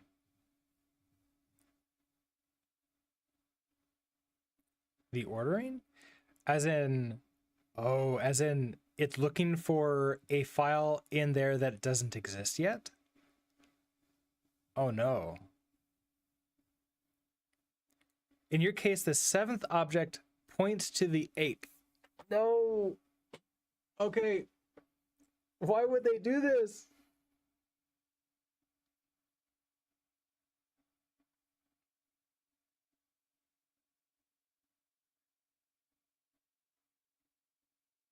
Okay.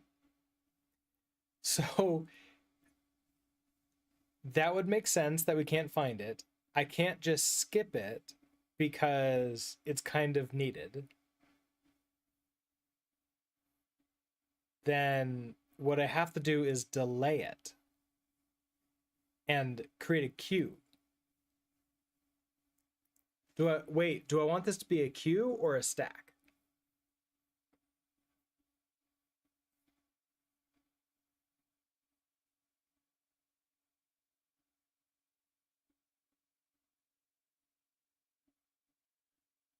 Maybe more specifically, I don't care about, oh, how about this? How about this?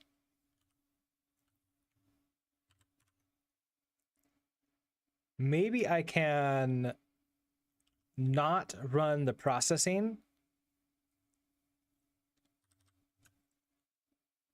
of the ref objects until all the pack objects are done, which, I mean, kind of sucks, but like, let's say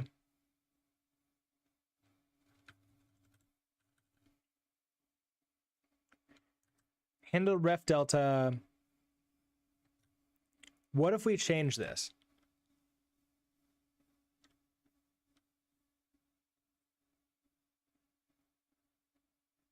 Wait, that won't work because I need to move it a certain amount.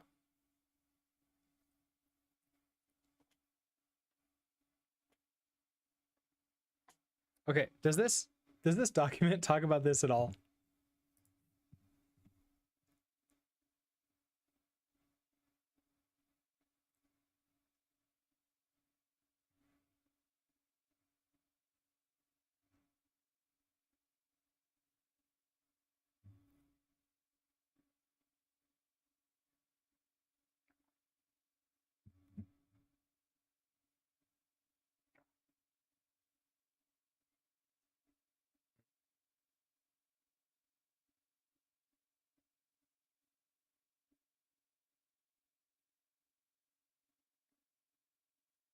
Oh, because they create an index. That's why.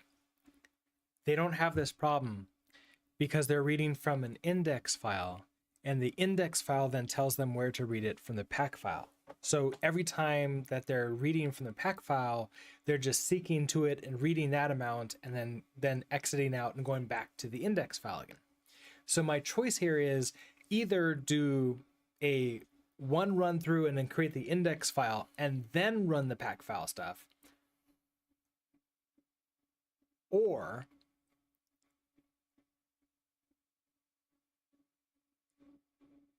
do all the objects first. I think we have to do that, don't we? We have to create the index file.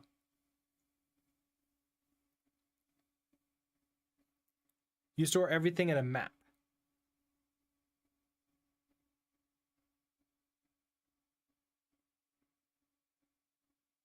I guess the problem is that, well, I guess maybe if I don't find it,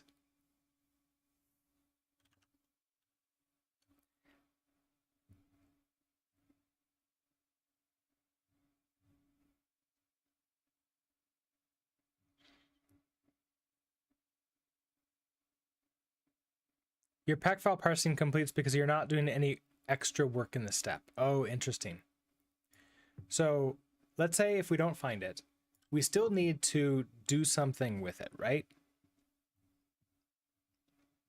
But that doesn't mean that we have to do it now. And by me reading the hash out, that moves the cursor forward, which I think is fine.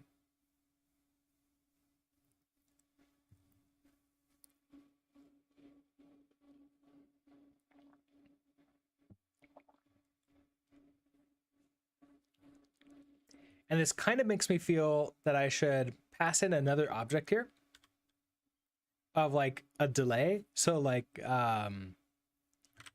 handle later, essentially. Make this a mutable vector of, I guess this would be a hash, right? So we can make that a hash.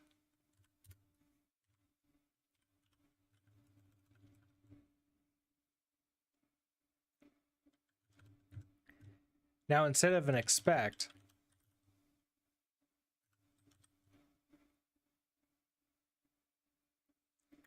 we are going to have to if let else this.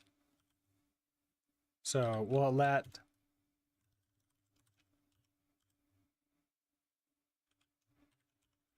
sum equals that.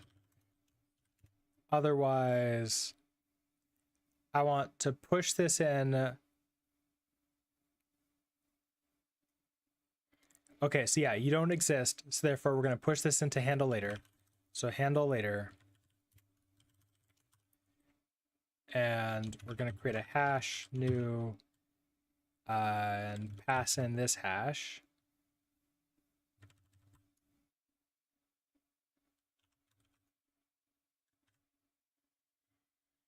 And then we need to do an early return here of an okay like that.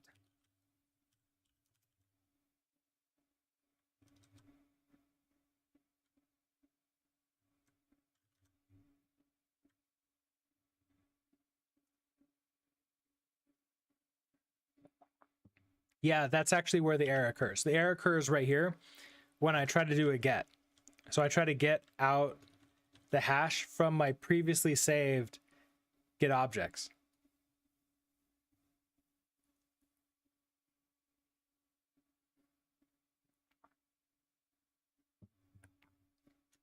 And it's not there yet, which means it's most likely going to be there in the future. So if we exit out because you're not there, we can try this again later. Now I'm really curious about this because, like, okay, so if we're processing these, we exit early so we don't actually do anything now. We're going to need to pass in a get ref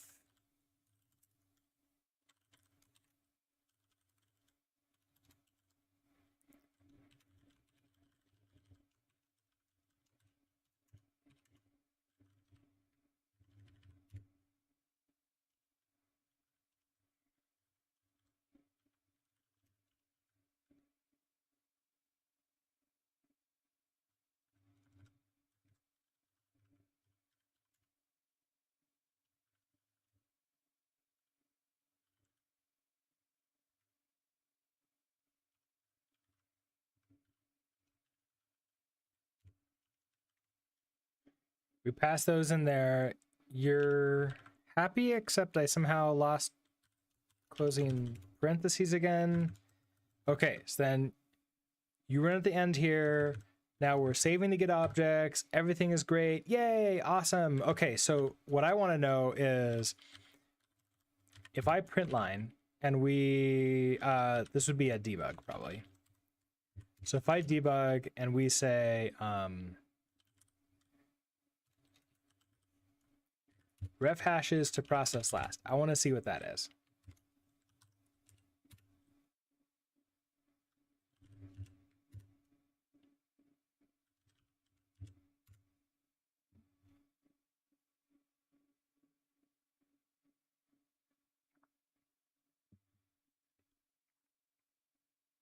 Oh, so the problem is that I don't seek far enough. Wait, did I just skip a seek that I was supposed to not skip?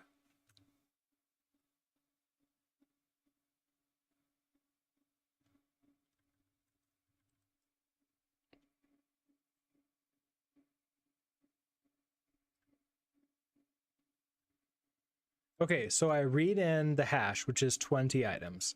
So that moves our cursor forward 20, which is fine.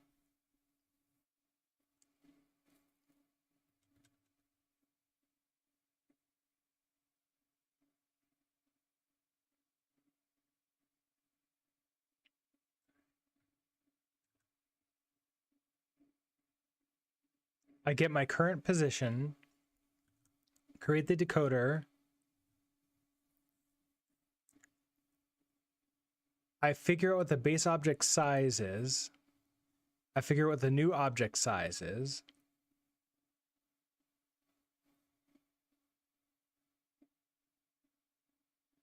Okay, you think your assumption was incorrect. You looked at your implementation again and you were reading it wrong. Interesting.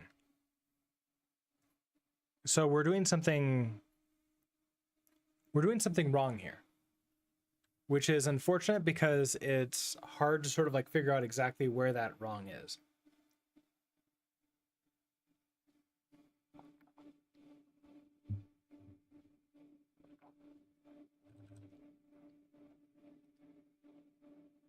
The order of the pack file is correct, so it should be there in the map.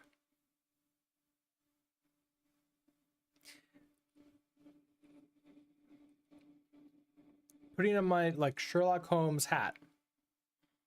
If I'm pushing everything that I'm working on into the hash map, which I'm doing, and if all of the objects are going into there correctly, which they are because we're able to exit out, it's the same insert because it's the same function for all the normal files,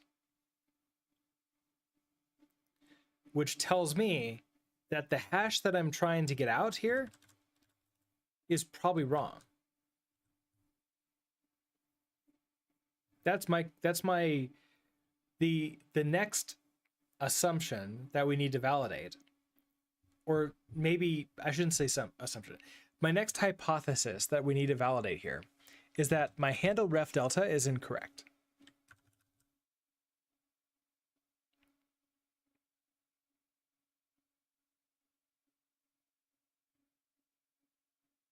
Which is interesting because it works the first time. The first time through this function, we get this hash out.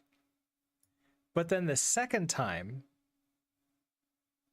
we get this hash, which doesn't exist as one of these, which is wrong. So if there's two ref delta files, or two ref deltas in the pack file, the second time I'm through, I'm off.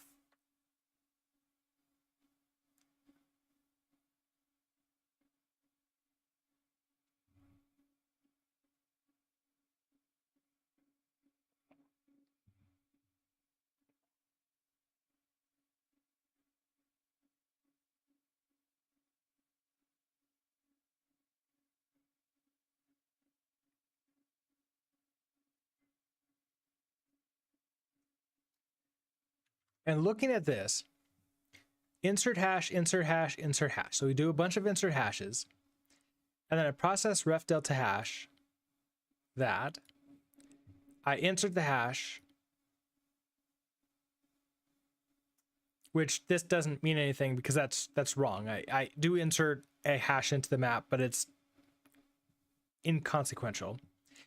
I then process the next one and it doesn't exist. So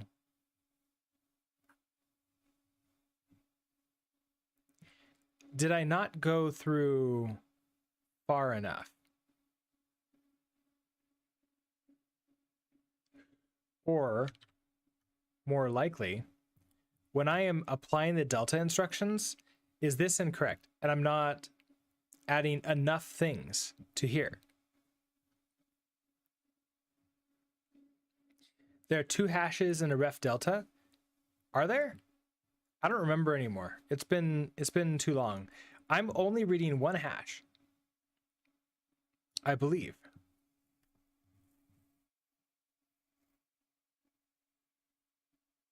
I'm creating a new hash.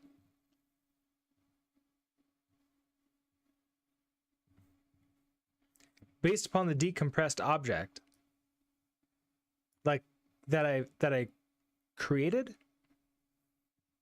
but that doesn't seem right. There's the hash you read and the object hash. I wonder if that's my problem.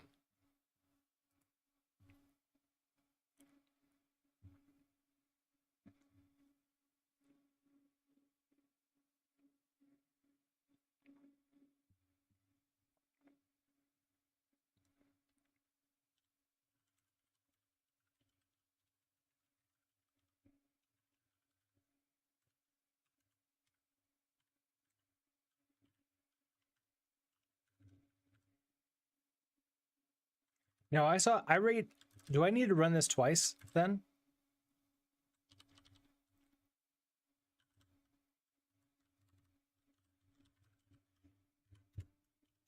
So if I run this twice,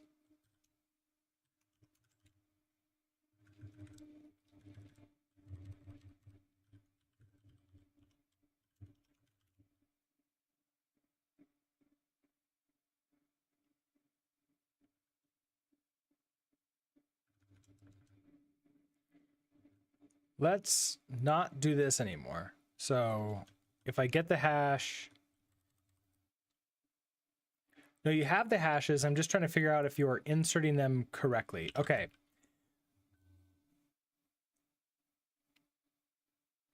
The hashes that need to be inserted are the normal file hashes, the blob hashes, right? The blobs. Yeah, it'd just be the blobs. They're not trees and not commits. Just blobs, right?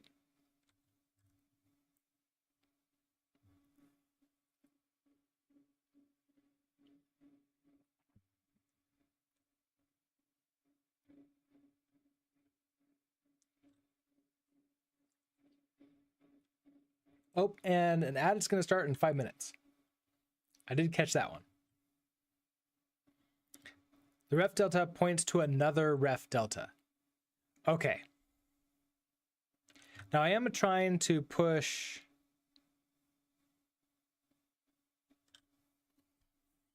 Maybe that's what it is.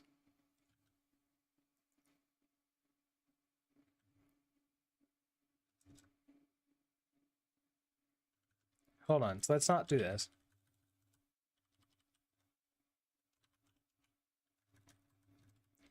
We have this hash. Let's also undo this thing.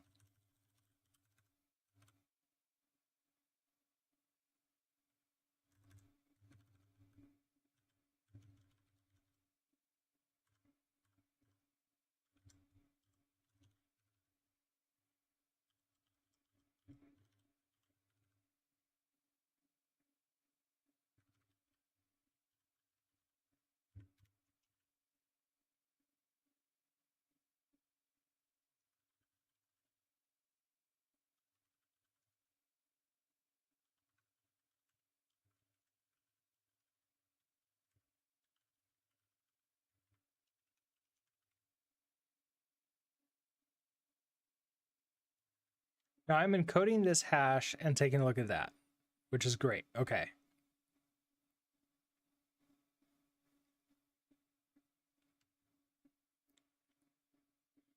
You map the decompressed object hash to the decompressed object. I believe so. Yeah?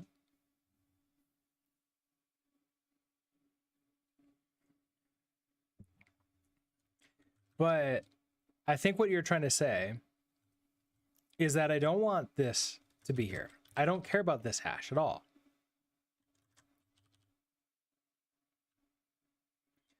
I want this hash to go in, don't I?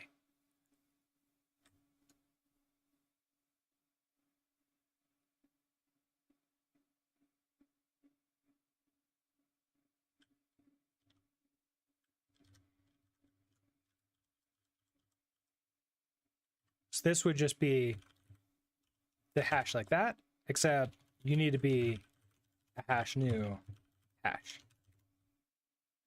And then, of course, the decompressed object is the value of that.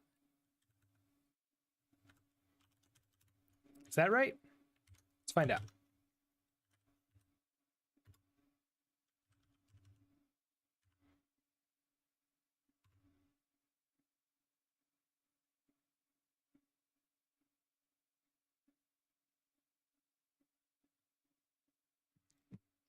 Processing ref delta hashes 5a, which is not the same as this one, though.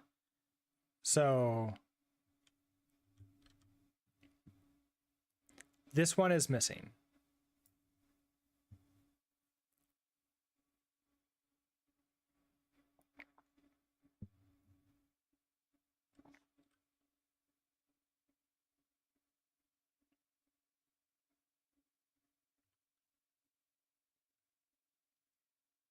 So if I am supposed to insert something, I'm not inserting it correctly.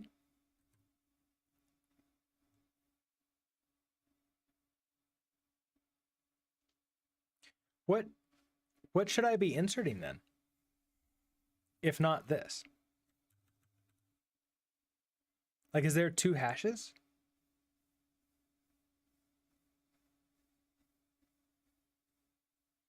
But we know that the decompressed object is not correct too. So I was attempting to, after we applied the delta instructions and we built up the decompressed object, I tried to hash that, which is part way through, and then insert that. But that didn't work either. That's not the correct hash.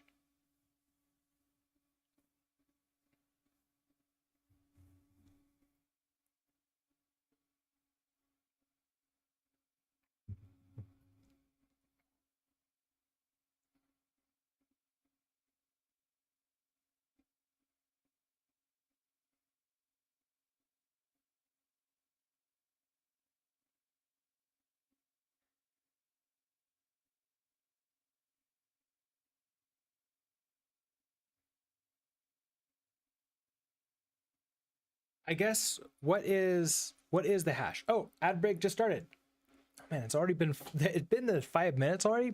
Okay, I do want to take a quick restroom break. So I will be back shortly.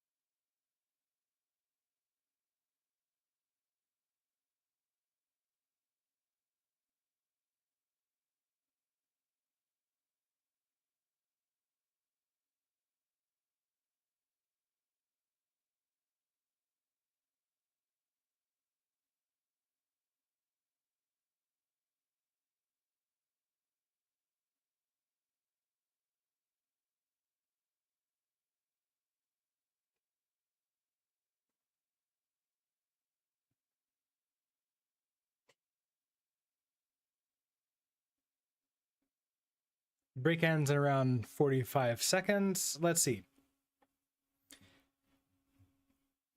So Sitsu, you're thinking that maybe that was correct? Maybe our decompressed object is what we wanted it to be? If we can try, I can try taking a hash of this again. Wait. Is this need to be a compressed?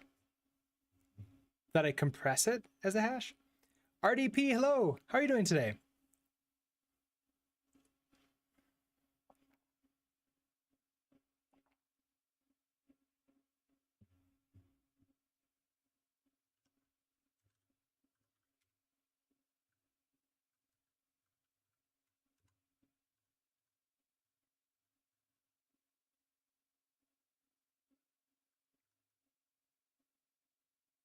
Yeah, I'm not doing anything crazy in this get hash. I'm not like compressing it. But I wonder.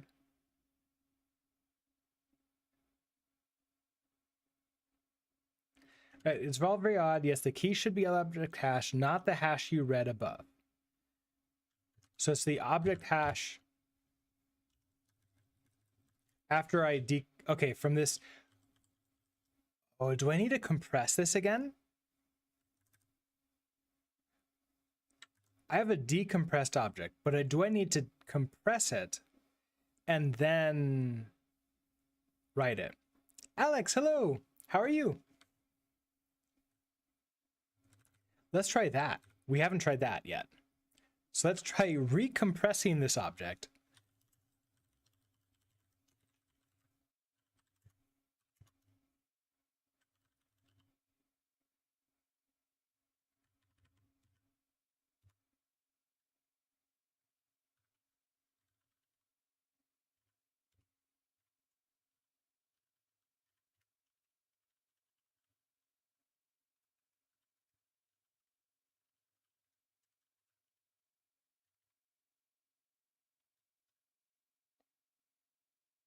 And then we get the hash of this.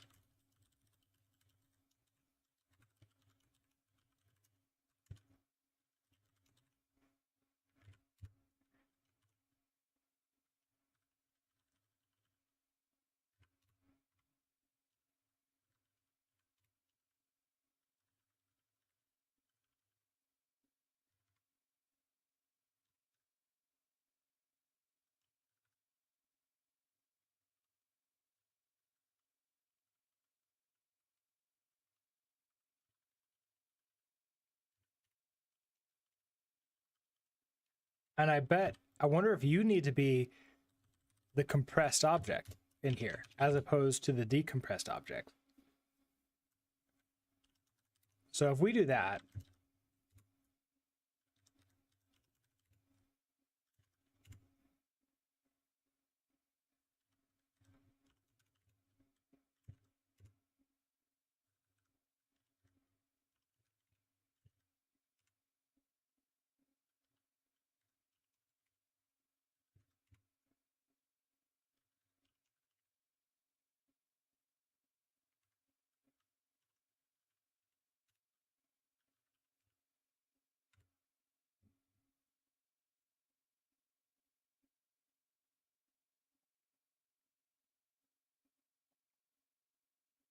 it didn't find it.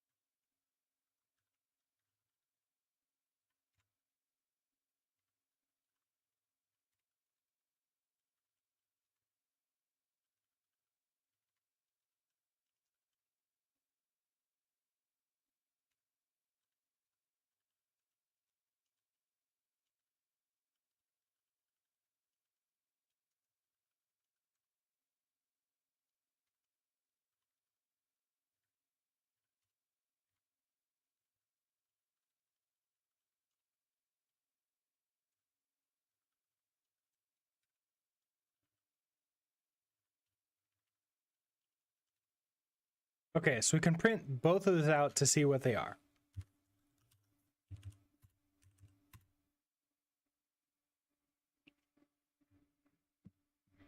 Compressed hash is 672F. So neither of these are what we're looking for here.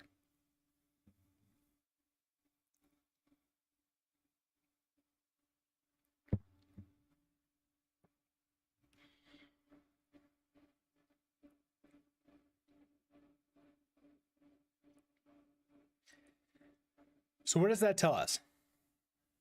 That tells us, well, we still don't know for certain what is like causing problems, but we can come up with some guesses.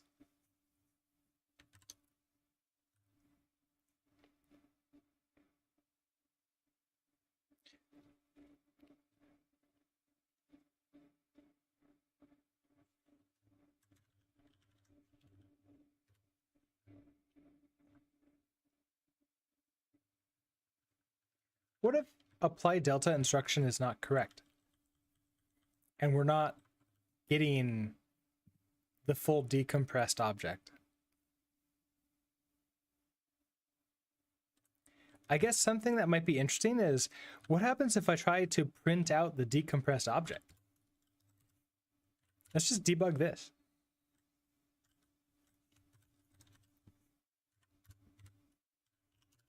And see what happens.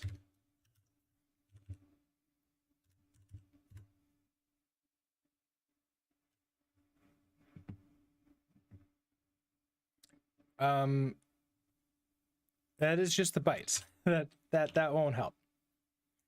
I want you to be the stringified version of the byte. So we need a string from or something like that. And you are a vector.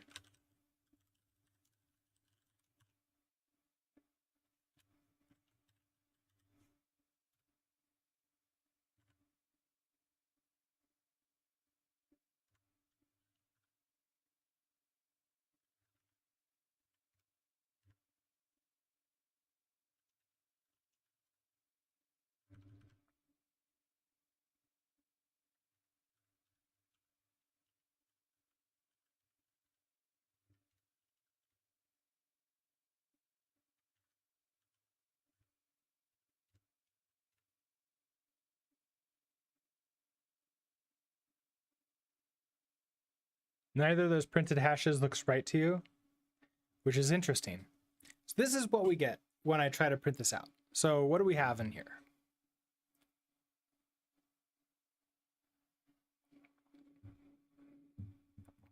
We have a blob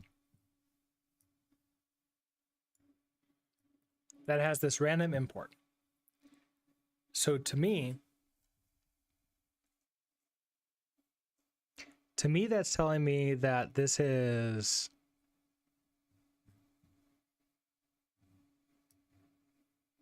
I wonder if this is unfinished. I didn't go through enough.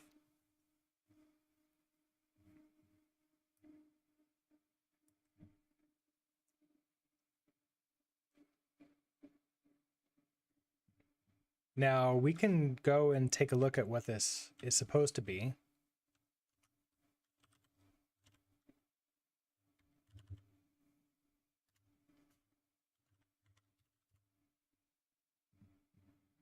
I believe it's this, create content pi. So here's this import random, import OS. Okay. And then you go down and to the end. And so we have down here at the end, if name is equal to main. So if name is equal to main, new line, and then nothing. We're missing this create.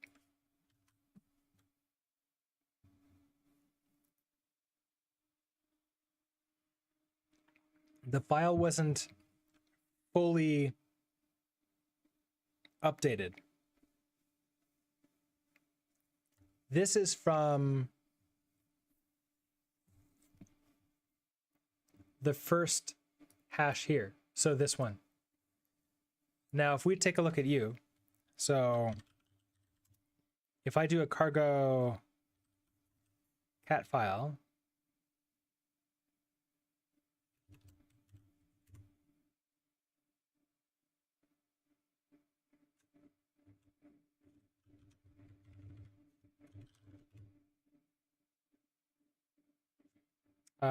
oh, well, this wouldn't be in here, would it? It would be,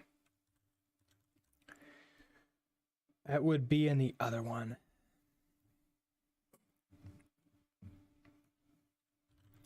Where would that be? It would be down.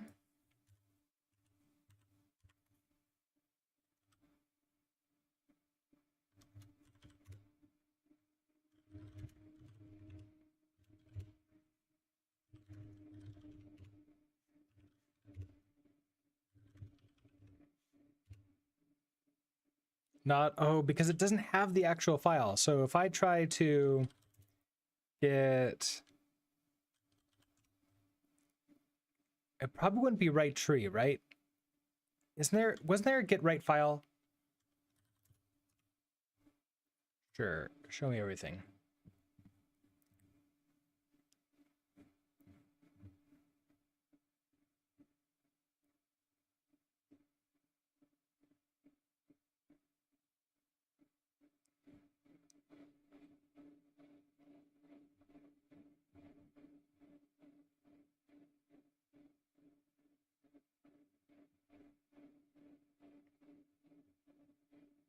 I thought there was like a right file, but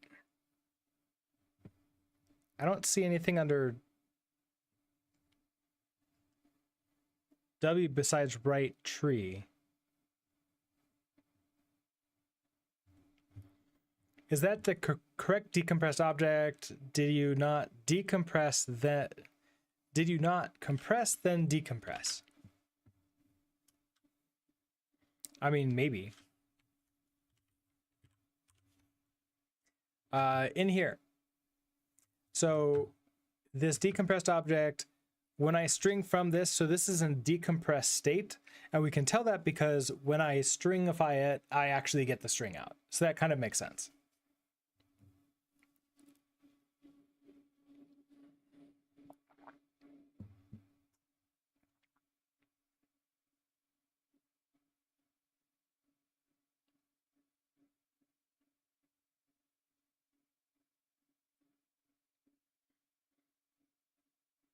And I've got the hashes from both of them. I've got the hashes from the decompressed object itself, and then also the compressed version of the decompressed object. But I think that this is missing this last line. So these, let's see, if name equals correct.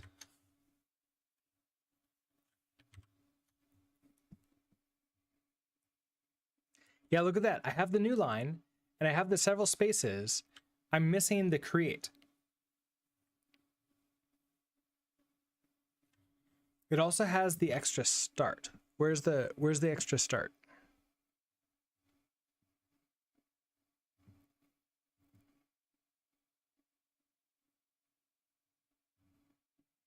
Like, is there another start in here?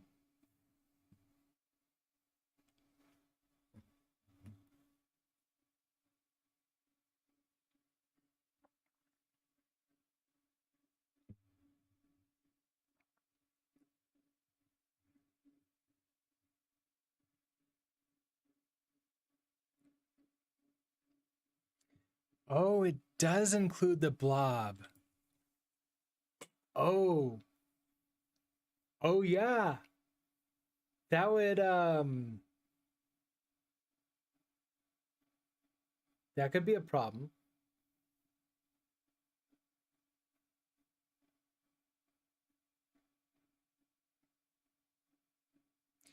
It does include that because when we're writing this. Okay, so hold on. I know how to do this. So if I take you and we go down here, I don't want to go to my get other, I want to go to var temp. And in get sample one, I want to do a get cat file this.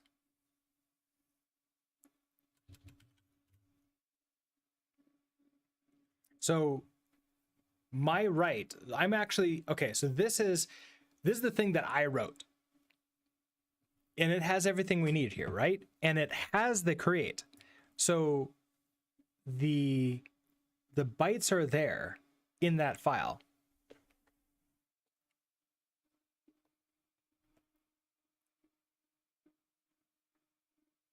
I'm missing, wait a second. Hold on.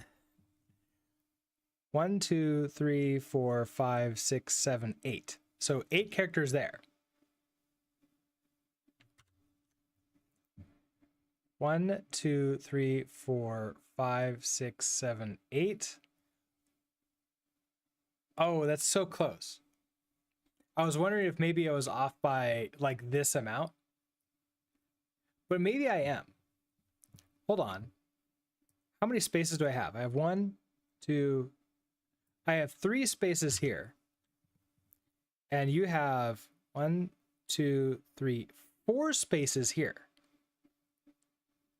Oh, so I'm missing 1, 2, 3, 4, 5, 6, 7, 8, 9. I'm missing 9.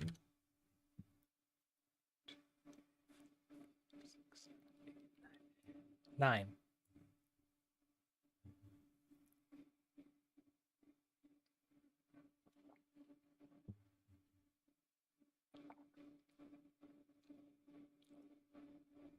Okay.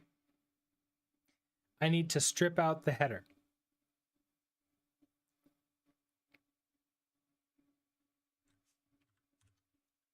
We need to strip out the header.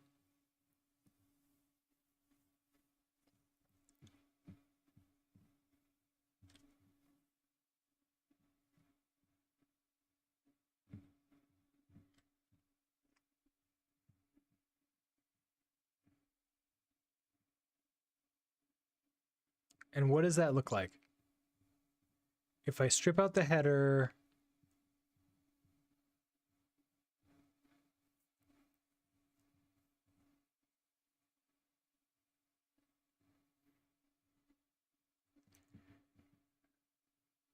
applying the delta instructions is correct then. No, wait. It's not correct. I need to skip the header in here.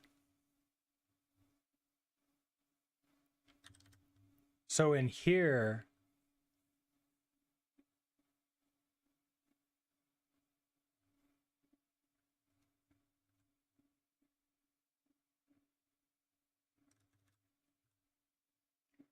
we get the instruction as usize.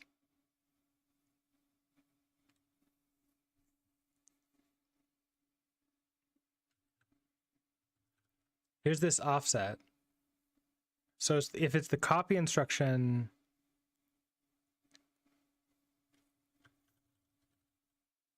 no, but I don't think that matters.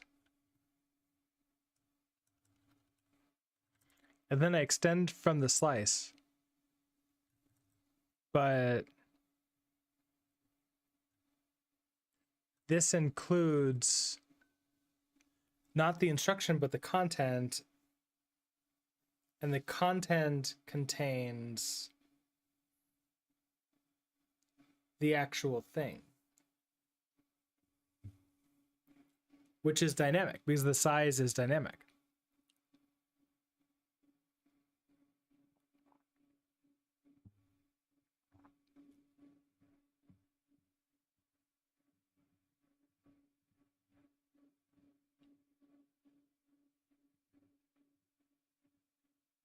I'm actually curious. Is it the copy or this is copy? Is it what is this? Move? I forget what this one is.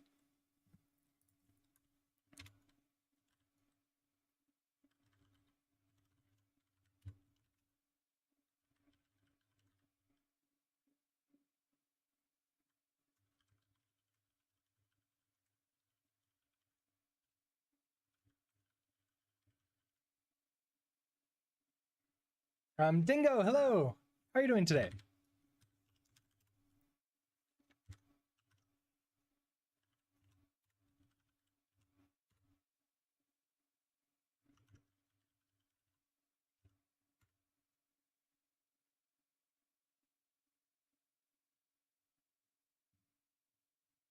Copying, copying, copying, copying. So they're all copy. And then we run into our error. So everything's fine. Everything appears fine.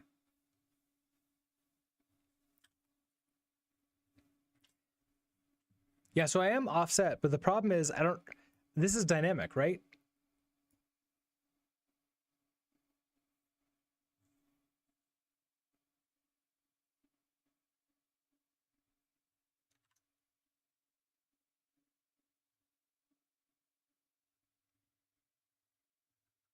It's like I need to read these, but I also want to ignore everything.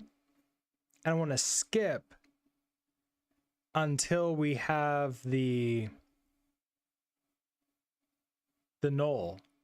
I need to skip until we have the first null, which is the stream. I mean, could I do something like that?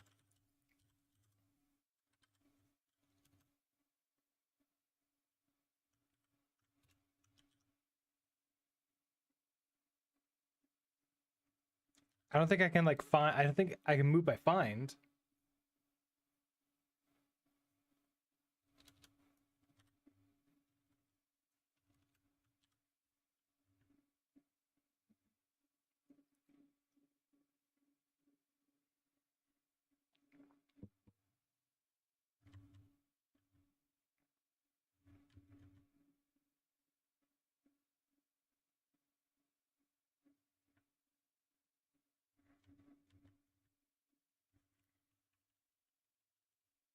It'd be nice if I have like something to skip through, but I don't think that's right.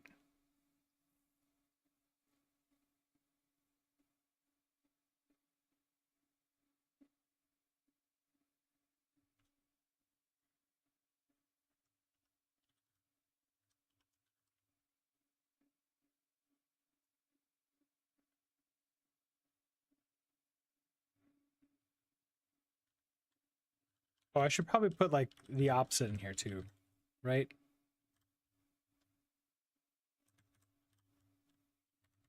So let's see, if it's not copy, it's move, I think. not copy.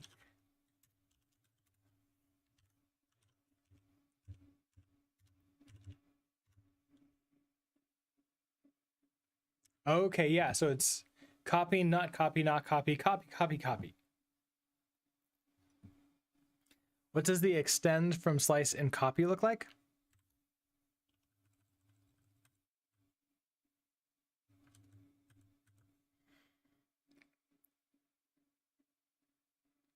This is the extend from slice. I mean, that's not my function.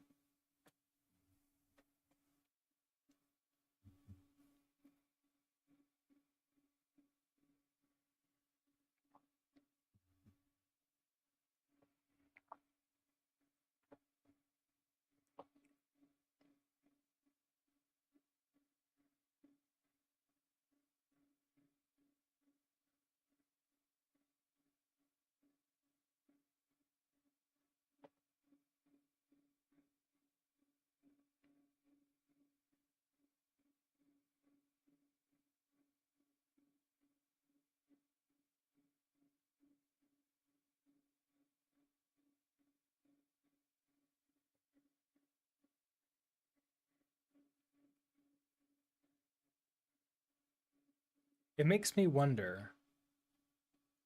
The Lunatic Gamer, hello. Can we create this in Go? I assume it's in because that's behind the heart here. But yeah, so Codecrafters does have a.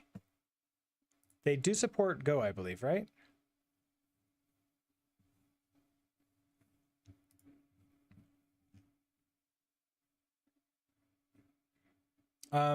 Go is, yeah, Go has all 108 stages.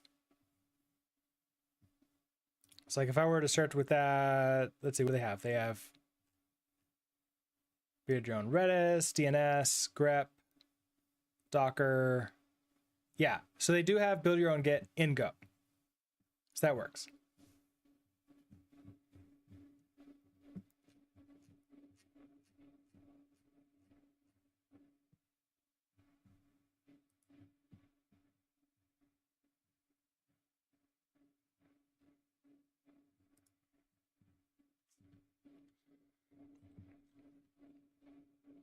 You have no idea where the extra bit came from. The implementation here looks correct. Yeah.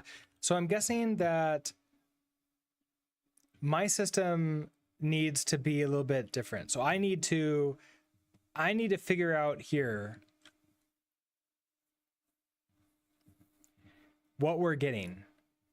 And if it's that thing before the null, I need to like ignore it.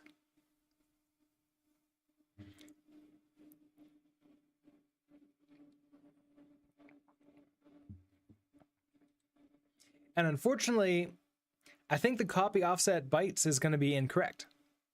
Or rather, it's not always going to be there. So I don't think I can just update this to be like one more byte. I don't think that's going to work.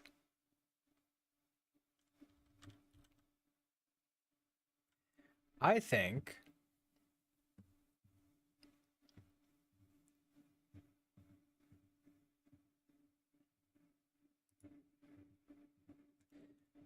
I need to find. Oh, but it is an offset, isn't it? So I need to figure out the header for that and then add that to the offset at the beginning.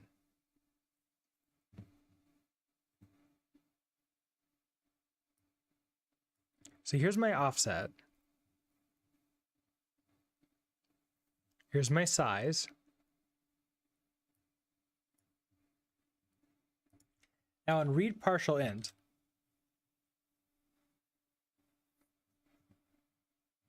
I read 1 byte.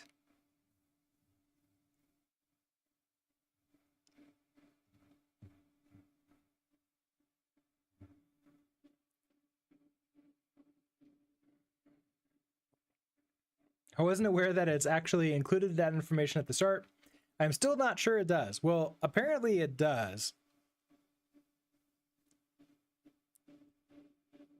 Wait a second, did I add it? Am I just silly? Hold on. You bring up a really good point. Did I do something really silly and didn't want to go to the top of the file, but sure, whatever. And handle normal object type. Am I adding the header in?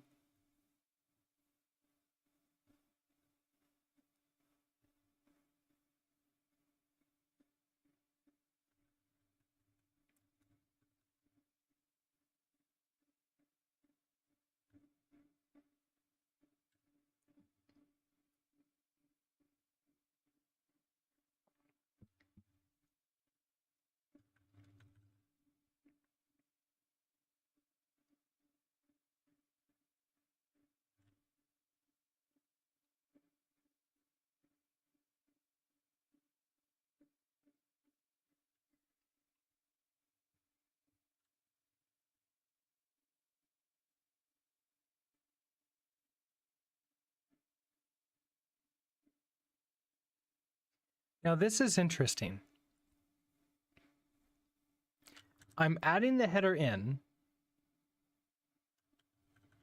I'm getting the hash from saving it to disk with the header. But what I probably want to do is save to disk the one with the header, but then also keep the content without the header. And so we have this commit.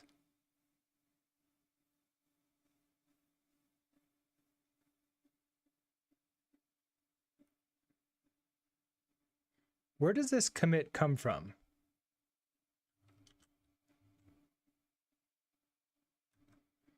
I create the commit here. That's the header. Oh, I just have the decompressed object, which is just here. What if I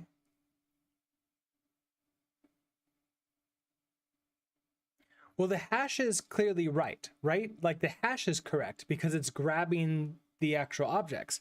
But I want the hash of the thing with the header, but I don't want to store the content of the thing with the header. So what if instead of the commit, we store here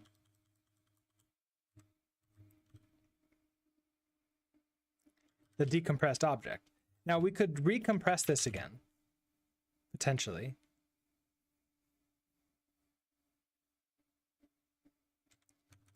Used to move value. Where was it moved? Right here.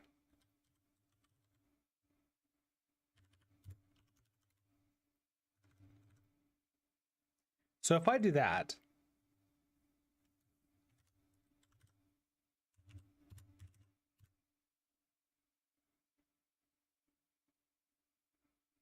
there, now I have the create.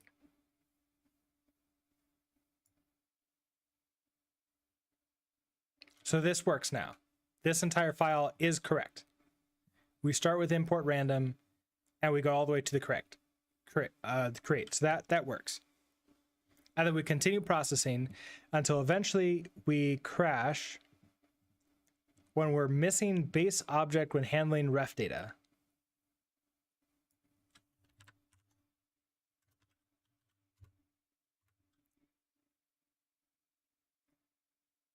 Same problem again. Okay.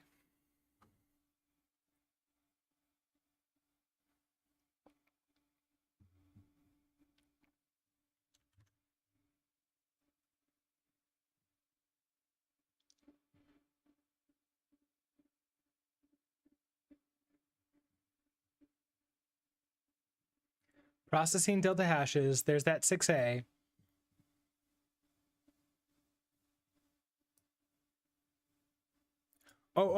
But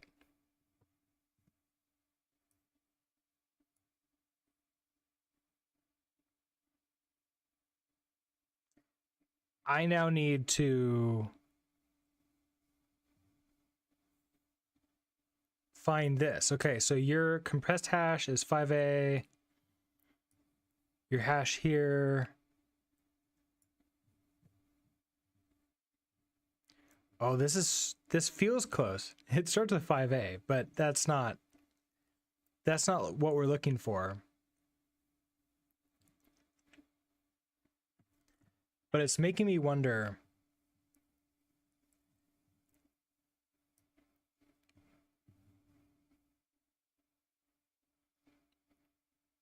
Before I save this, I need to... The hash generator function needs the header. Yes, that's exactly what it is. We need to add the header back in.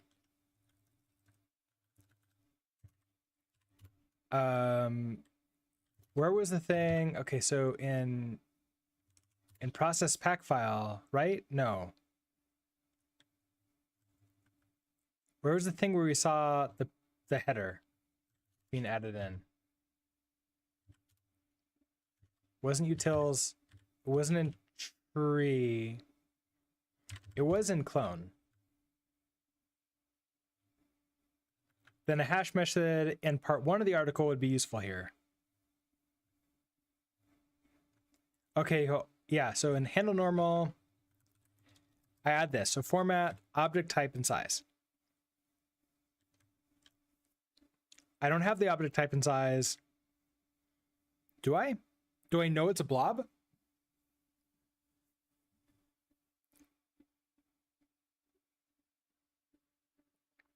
Is the ref always going to be a blob?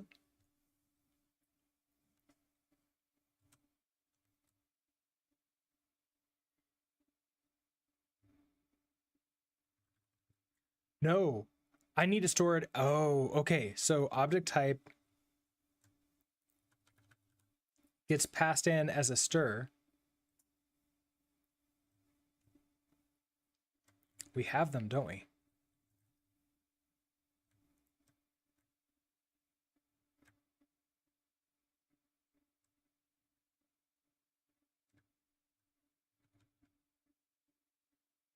Right, because it's like object type tag blob.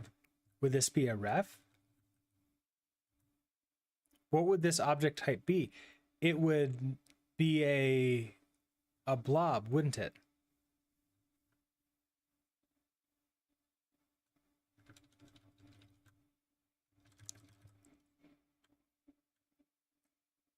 So before I do anything silly, let's create the header.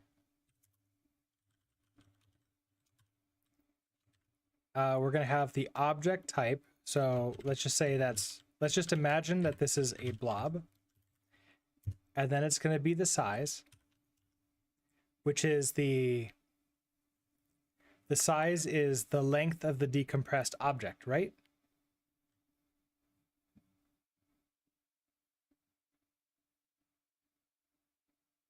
I would imagine so.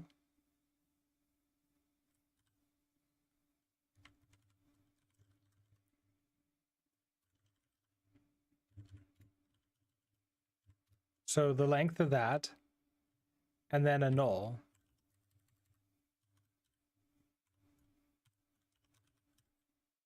That gives me the string, and then I want this as into bytes. That gives me a vec of u8. I want to combine those two together.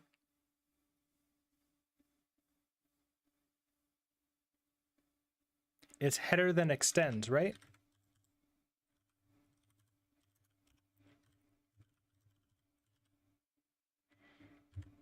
Extend from slice, and I want the decompressed object.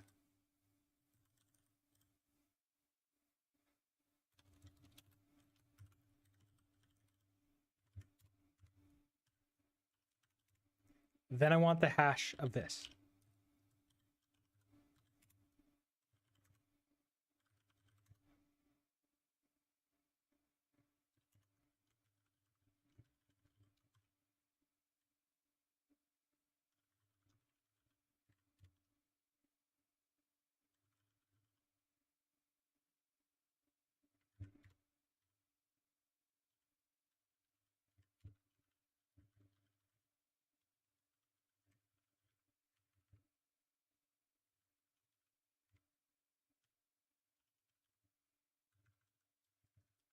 Why are you upset? Incompatible types.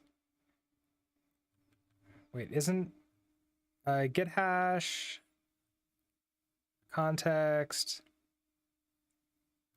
Oh, because get hash actually returns a new hash.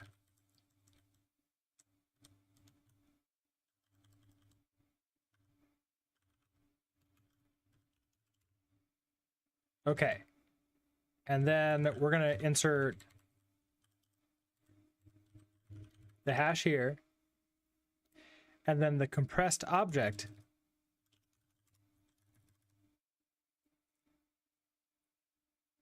so I think it's the decompressed object. This one is going to be a little bit unknown. Decompressed object. We throw you in there. And I'm doing a bunch of stuff, which I don't need to do. We're just grabbing you. I'm print lining. Okay, so let's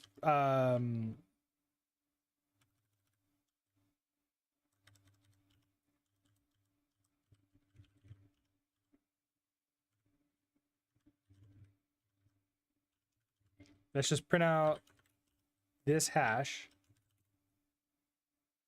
so we can verify that it's what we expect it to be. I don't need to debug that string anymore to take up all that space.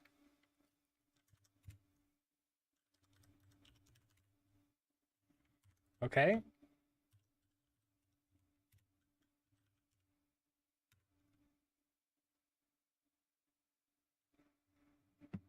A whole bunch of inserting hashes.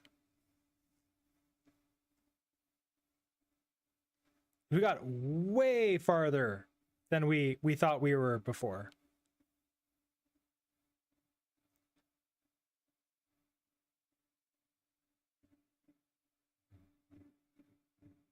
And then we panicked at checkout. That's good. We got to checkout.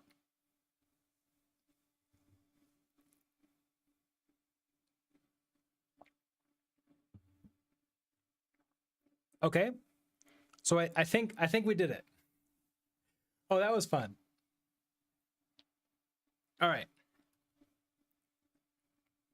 This calls for a commit, and then we want to clean up all of these print lines. So let's clean those up first. I guess to begin with, what do we got here? So we have inserting hash.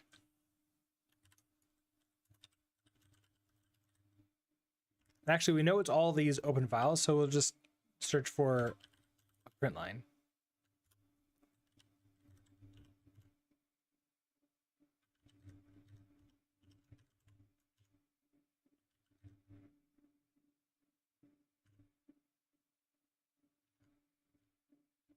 Okay, that's it for those.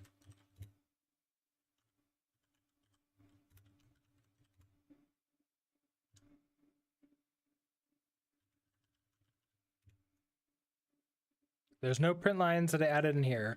Oh, but I might have added some debug in that other file, which I didn't search for.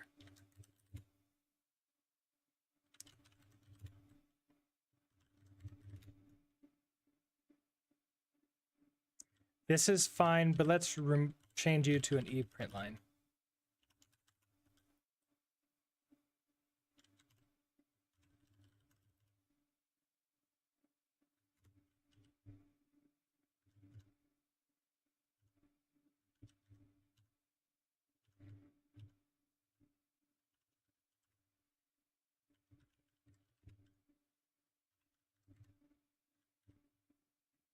Okay.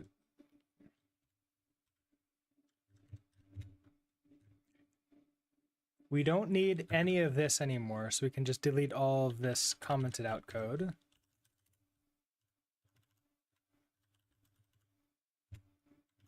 There's no print lines. And then I think we had... Okay, checkout. Okay, checkout has a debug.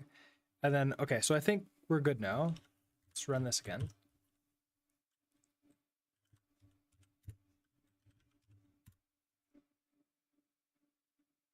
Excellent. Okay. All right. So what did we do? We fixed the fixed processing ref commits, ref hashes in the pack file. I don't need to push it up. We know it's broken.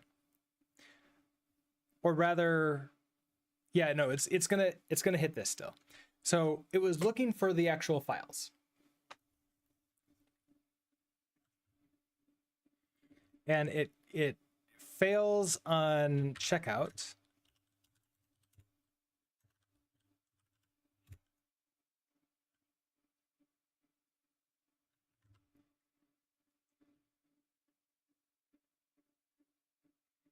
Could not find /0 in commit. It fails right here.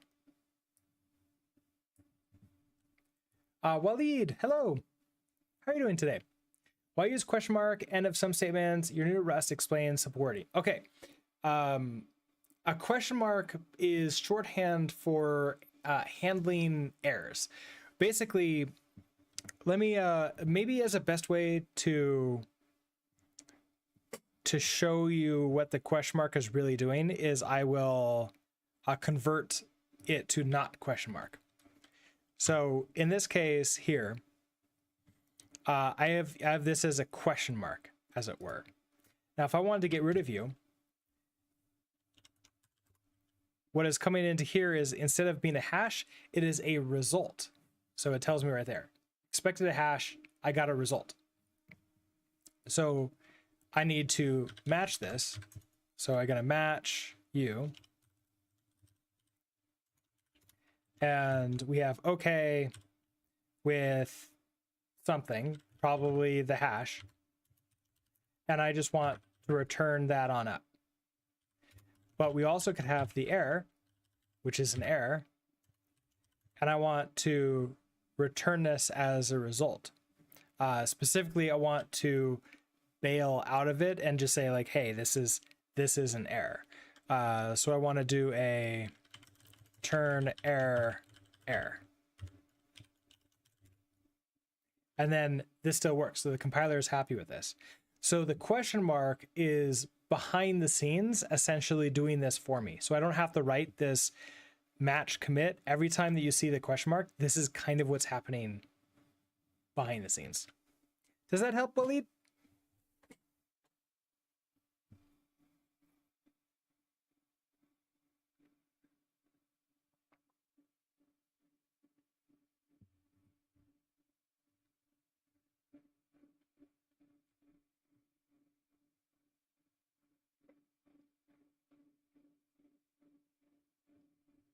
Awesome, great.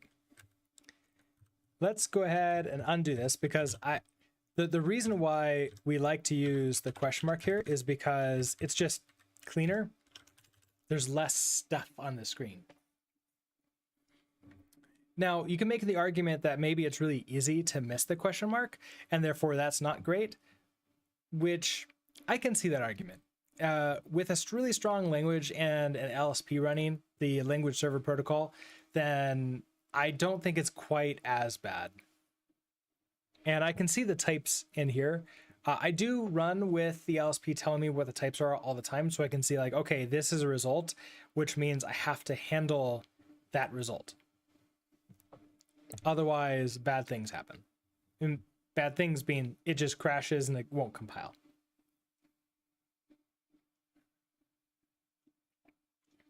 My other choice is I could unwrap it, which I know a lot of beginners like tutorials show like, oh yeah, just do an unwrap. The unwrap is just a straight up crash, whereas I'm bubbling up the error to a parent function. So you can also think of it as sort of the good old try catch, where in the catch, I'm also returning an error, or I'm throwing another error to like a parent. So like multiple things up above are going to have to deal with this error instead of me. And by me, I mean this function.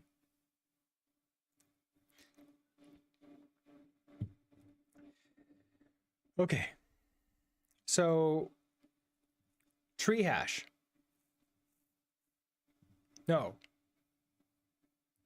Tree start index.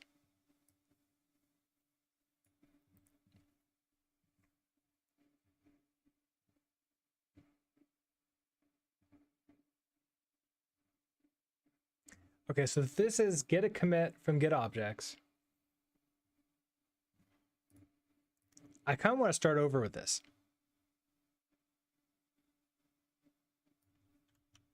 And see what we got. So we have our commit.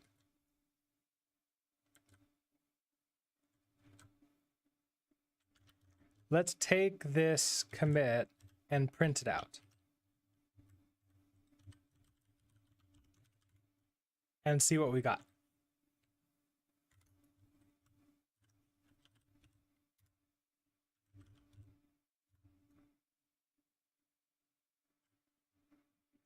Okay. We have our tree. We have all that stuff. Okay, great. I want to turn this. Oh, that's the entire point of what we did with the entire tree thing here. I can hand this to a tree, right? Was it a tree parser or did we actually have a tree?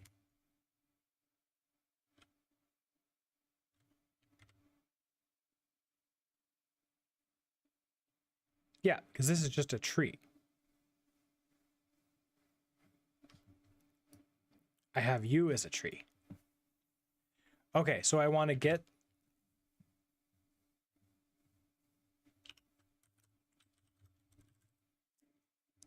if I get this object, okay, get this commit, I want to get this here. I want to get that hash.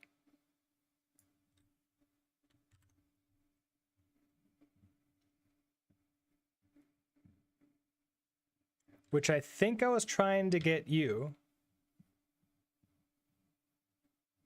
But I don't think you exist in here. It just goes straight into a new line.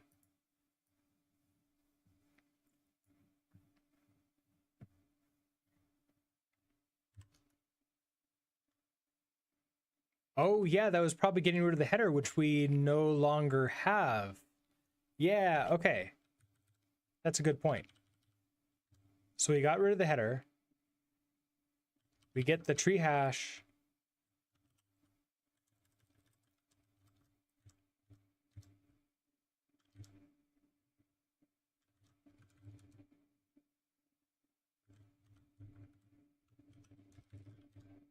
Then we get the tree. Now that's all the get objects.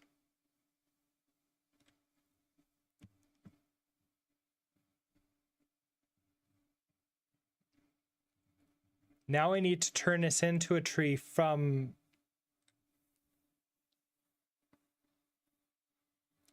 the get objects, I think.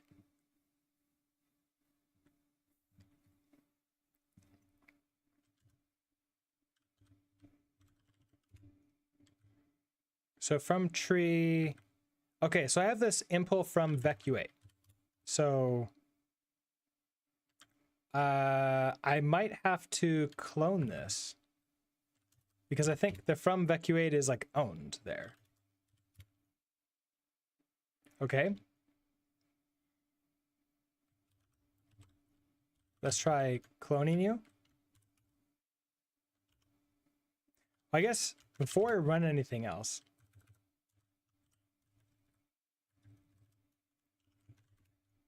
oh, interesting. Okay, so the hash is going to be commit start at 6, right? Because it starts with 0, 1, 2, 3, 4.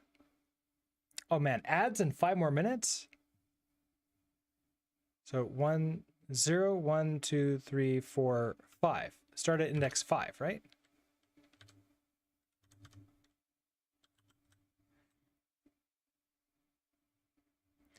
And then go until tree start index plus 45, but I think I can just go until 45.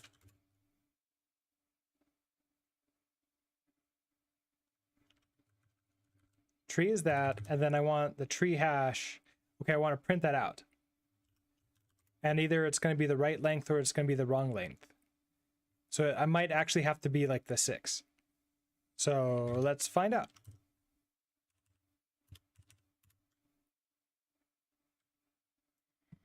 So 0f. So I should be able to come down to here.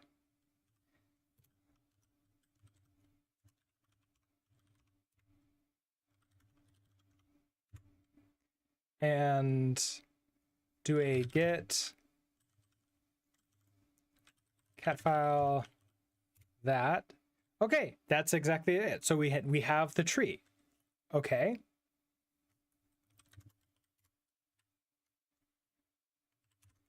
So we have the tree hash.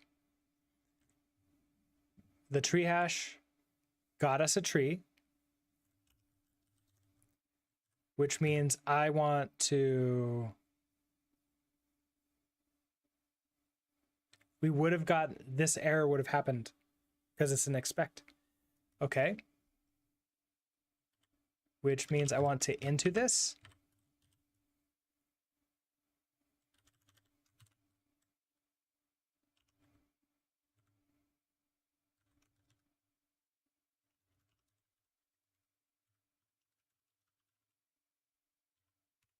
I want to turn that into a tree.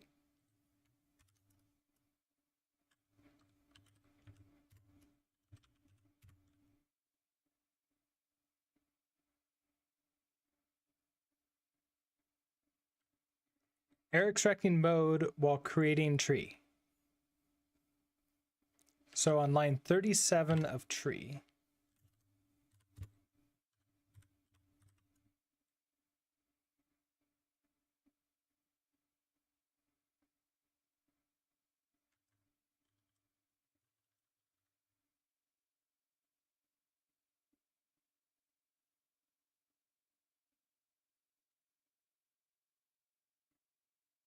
Baby Jesus, hello. How are you doing today? Have I ever done anything with Dota 2? Like, do you mean do I play with Dota 2? I've never played Dota 2. I mean, I've heard it's fun. But yeah. Oh, coding? No. I've never coded anything for Dota 2, one way or the other.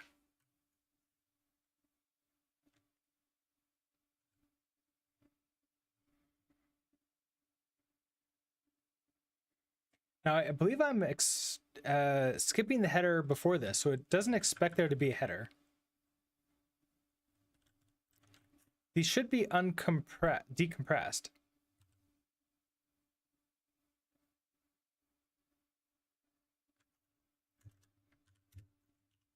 Let's see. That's not into this.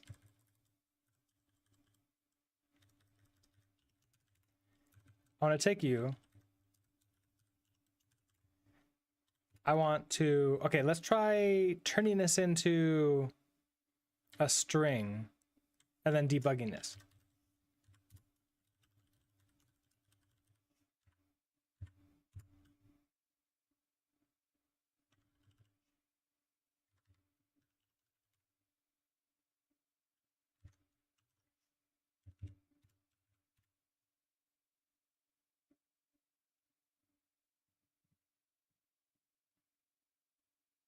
Okay, so it starts with a,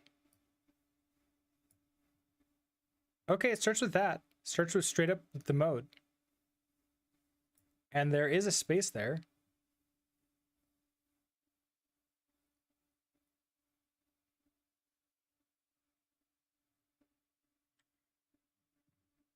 And that sort of like fun stuff as part of the hash looks correct.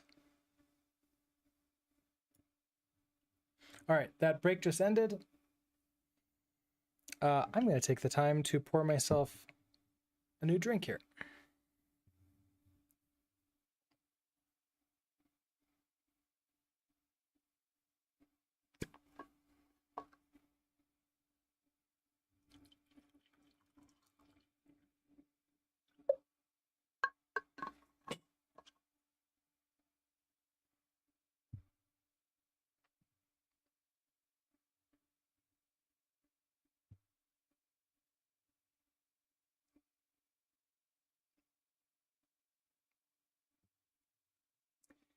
So this starts with the mode.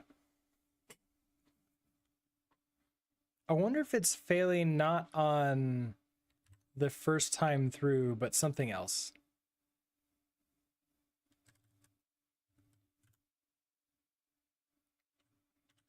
I mean, so that kind of looks correct.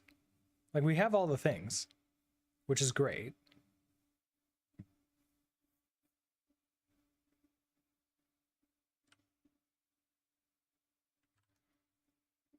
So if let's like retry to create this as like the trees. This is the tree bytes, right?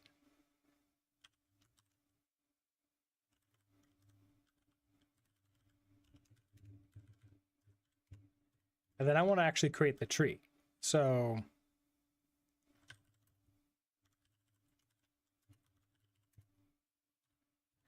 we could just do it from, right? So tree equals.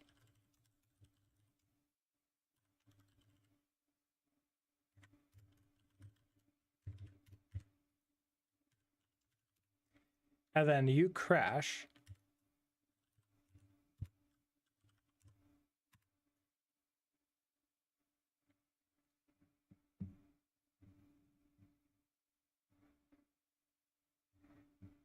Error extracting mode while creating tree.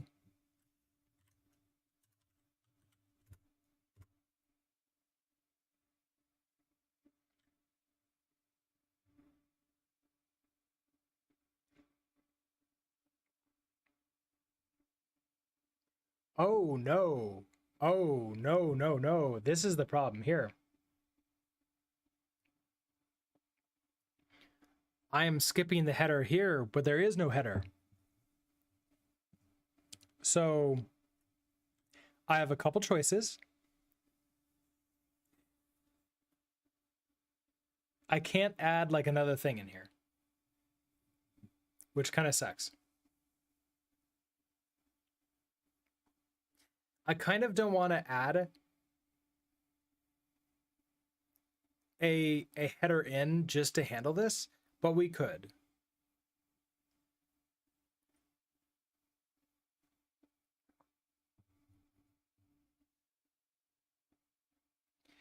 We could break this into a different function, potentially. I kind of do like the from for this. Should we just add in a header for it? Which is like, I don't know. You'd handle the header separately. Yeah. Okay, so let's say we handle the header separately.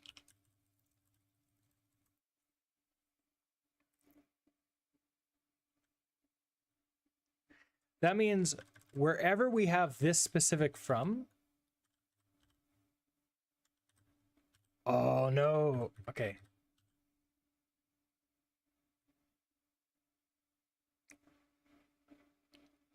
Okay, so there's there.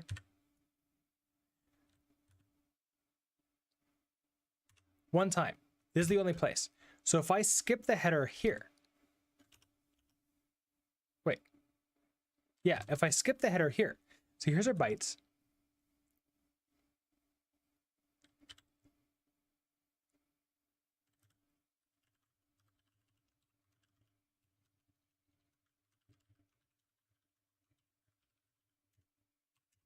Bytes without header. I want to go find this.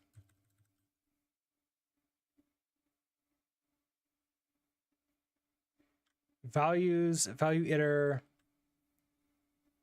Come on.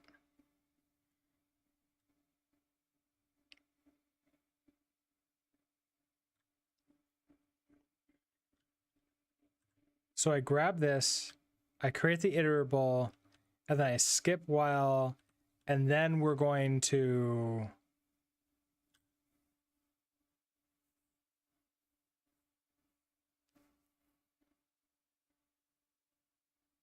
no. I'm gonna want to just do this separately here. I need to find. Let's actually do this at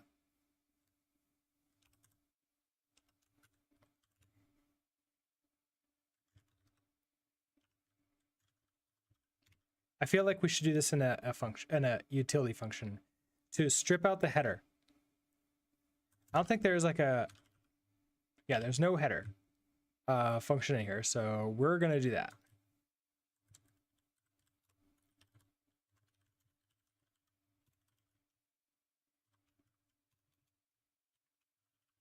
So we can create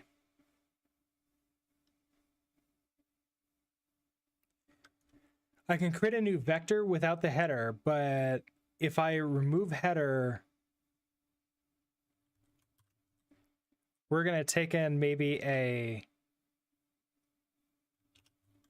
what do we have? We have bytes. We just have bytes. So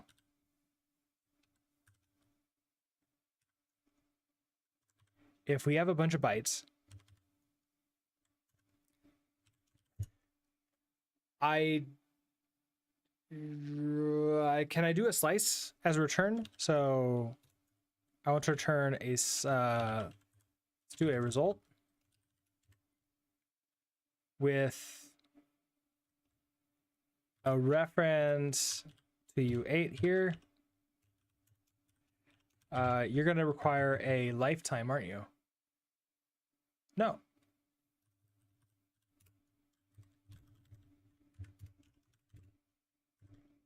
Wait, yes. Okay, you do need a lifetime. So can I use an anonymous lifetime?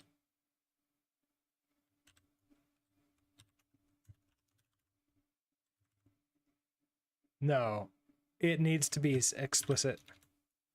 So let's do A.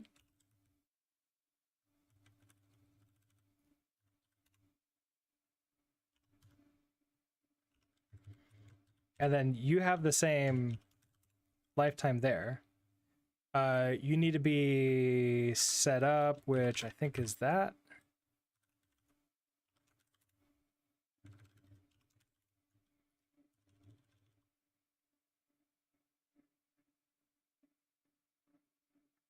Isn't that how you do the lifetime? Am I just completely wrong? Oh, I need to give it a name, don't I? Did I forget? I think I forgot how to create a function. That's fun. So this is our bytes. Yay, I know how to code. I know what I'm doing. There we go. Okay. What do we want to do? We want to find the index of the first null, which I believe is that find index. There's something index for that I can do. So if I convert this into an iterator, so if I do that index equals bytes iter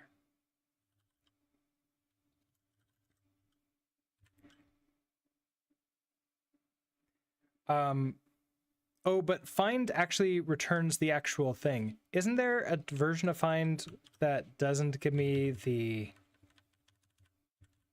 that gives me the index instead?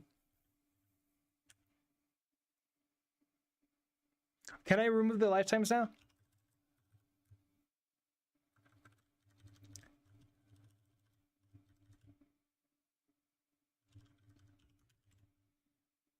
Oh yeah, it figures out the lifetimes automatically. Awesome.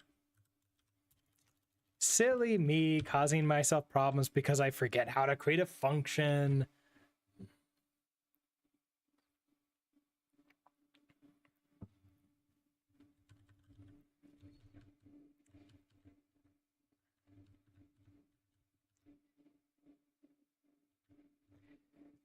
I forget what the thing was to find with an index. It's not index of.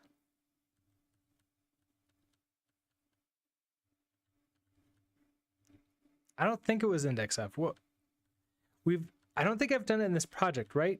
I think it's something else that we've done. Like it's in some other project. Position, that's what it is. Searches for an element in an iterator, returning its index. Okay, and if one of them returns true, the position returns It'll stop processing. Okay, so perfect. So we want position. We're gonna get a byte. I want this to be that. So I want a byte. It's equal to a b null like that. We get this. Now we can get a context and we'll say finding index of null to remove header. There. So this will error out if there is no header. We have the index. Now what I want to do is return an OK byte. This would be index plus 1.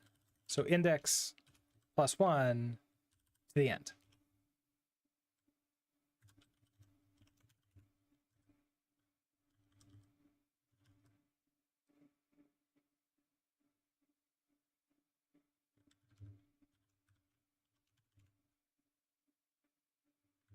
Okay, and we can actually create a test for this.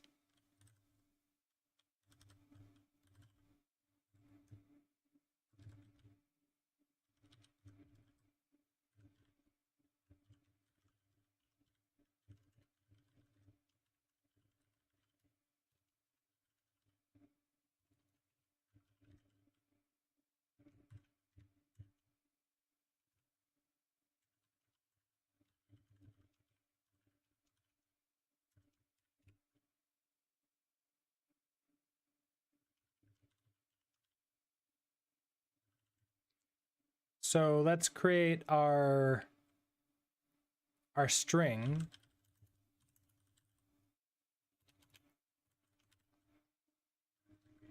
And so if we want this to be something like a header, we'll have like a blob,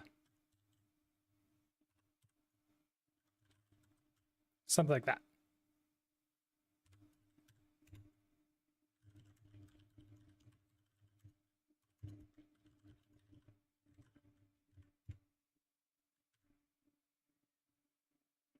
And I want this to be as bytes. Okay.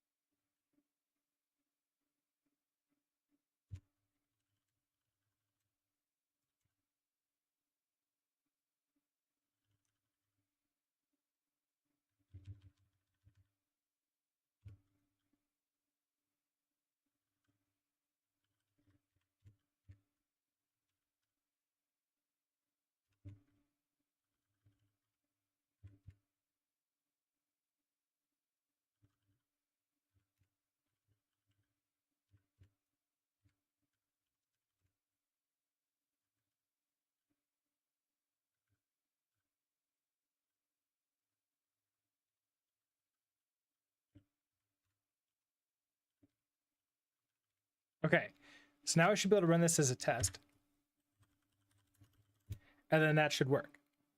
Perfect. Okay, so it does. We can actually see. We should see it in here, right? Yeah, remove header. Okay. Excellent. So now I can use this remove header in ls tree here. And I actually can just do this in here, right? So remove header and at the bytes.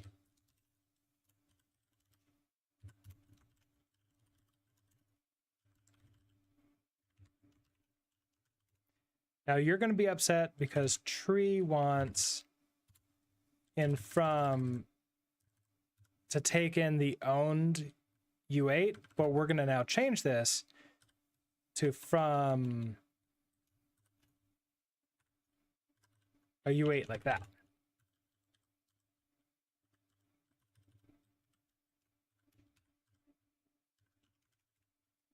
and then that becomes a self. Okay, so we have tree objects like that, value iter, so we don't need this anymore.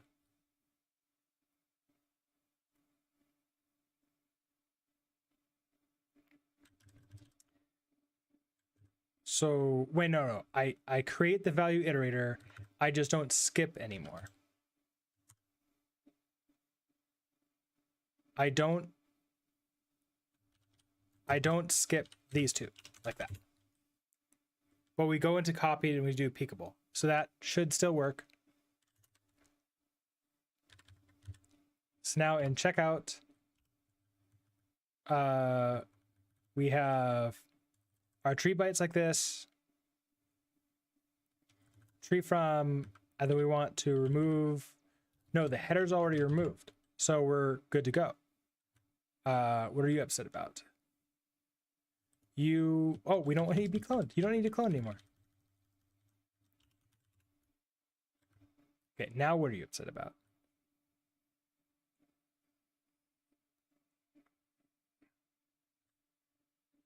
The trait bound tree from a reference to a vec of U8 is not satisfied. Oh, do I need to do something like as slice or something like that? Not as capacity. What are you doing? Stop. Stop. Undo. As slice. There we go. Okay. So we now have this tree, which means that I should be able, let's now debug out the tree and see what we got here. We have some errors. Tree doesn't implement debug. Well, okay, fine. Hold on.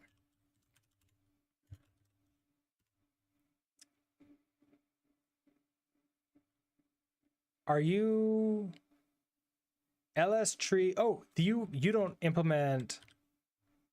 Oh, you can't handle that. So we have an expect here.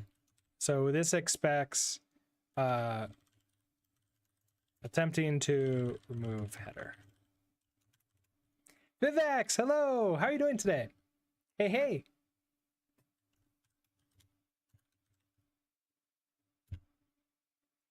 Okay, excellent. Now we're good to go. Wait, can I print line the tree out? Does it implement display? No. It doesn't implement display, and tree also doesn't implement debug. Tree object. You implement debug.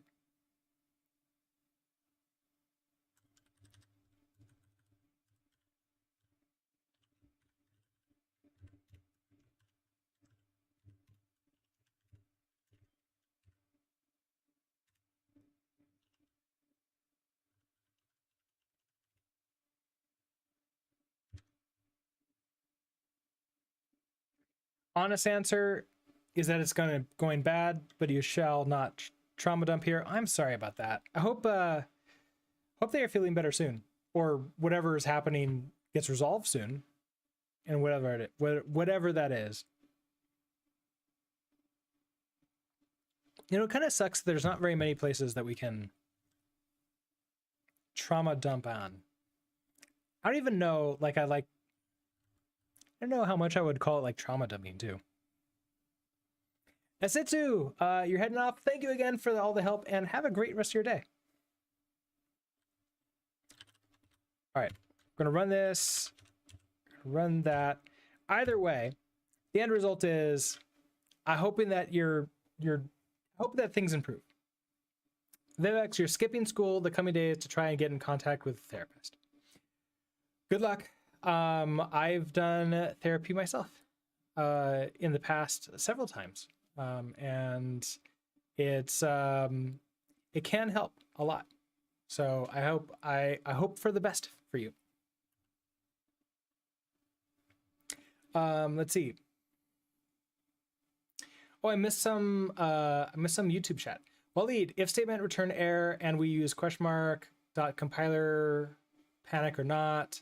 Okay, so if the statement returns error and we use question mark, it's a little bit hard to answer that question because, well, okay, the answer is it depends, right? Because your function right there won't cause the panic, but up somewhere else you might have something that causes a panic. So basically what you're really telling the code is this function is handling the error to somewhere above it, like whoever's calling the function, and it's their problem now, and they may or may not choose to panic from it. So unfortunately, that's kind of the non-answer answer. Does that help, Waleed? Anani, hello. How are you doing today? You want to start coding, so which language do you learn first in order to become a web developer? Well, if you want to become a web developer, the only real choice there is JavaScript. And that's mostly because JavaScript is the language of the browser. And even if you want to do backend dev, I do highly recommend you at least understanding how the browser works and then moving on from there. And then I like what Vivax is suggesting, and maybe TypeScript too, right? And TypeScript, yeah, like TypeScript is a typed language, but it's a superset of JavaScript. And by superset, we mean that it implements everything that JavaScript implements plus some more. So I would recommend JavaScript first, and then TypeScript, and then you can play with languages that turn into those too. Like, for example, you can code in Elm. Is that one that then like creates JavaScript and or TypeScript? I can't remember. And there's some other ones too. It's really cool. Like the entire ecosystem is pretty amazing and like allows you to do pretty much whatever you want and to create things. But the first steps are always JavaScript for web development. If it's just development in general, then that becomes a more complex answer. Does that help, Anthony? Let's see. In Vivax, you also asked, how's Git going? Git's going really good. We've like bulldozed through a few different problems, errors that we had, but I've now got to the point where we're doing the checkout and we have a tree object that has all of our stuff in it, which means that we can actually start creating files and folders, which is good. So, oh, and if you want to be fancy, there's always WASM, so you could use Rust. Also, because like caveat, you don't like, you know, we do a lot of Rust here, so we're gonna always like say Rust is an awesome choice. You can do WASM in any language. That's like actually the beauty of WASM. You can build WASM in JavaScript, and it will run faster than just JavaScript, which is kind of funny, but like, don't worry about this at all. If you're just starting, WASM should not be on your mind. That should be a target to get to after you've built a few applications well, actually after you have a job. It's like, get the job first. JavaScript, then TypeScript, then other languages for sure. Awesome. And then are you doing this to try to get a job as a web developer?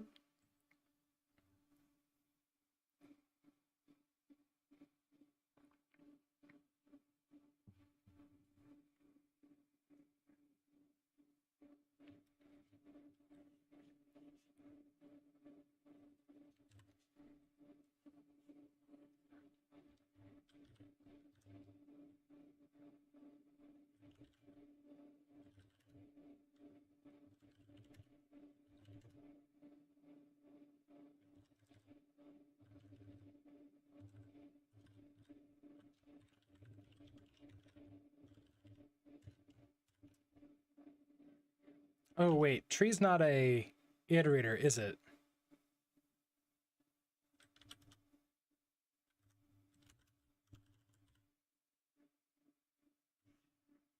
What do I have? I have like file names. Oh, because you're not. Oh, I can get file. Okay, so I can get the file names.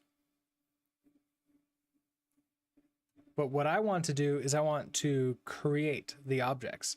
I wonder if I should do that in here.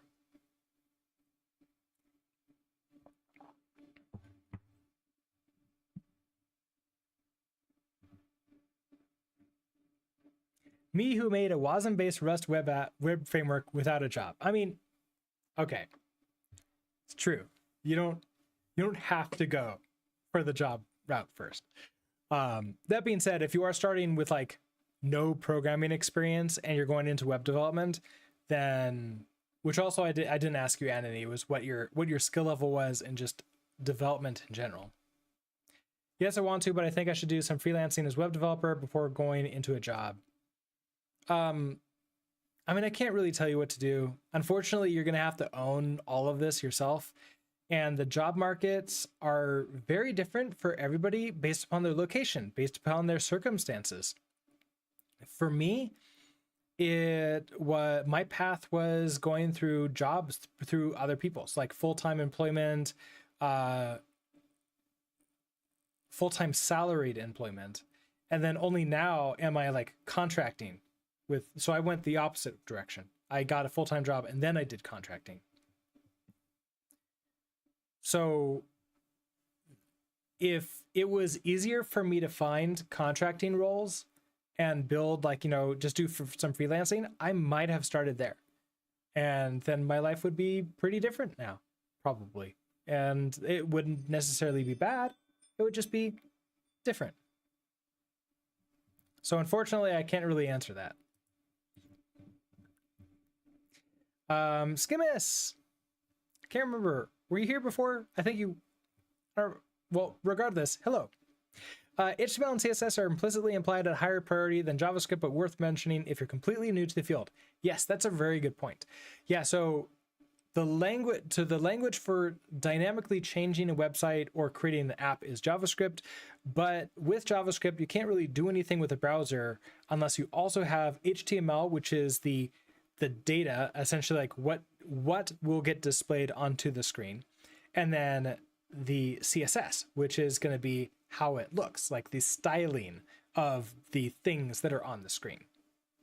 And then JavaScript to make it all interactive and do stuff with it, because you can create all of that without any JavaScript whatsoever. Like, you can create a website without JavaScript. In fact, it's becoming more popular to do something like that, but you ironically use a language like JavaScript sometimes in order to create a website without JavaScript, which is, if you're not aware of something like that, that will break your brain.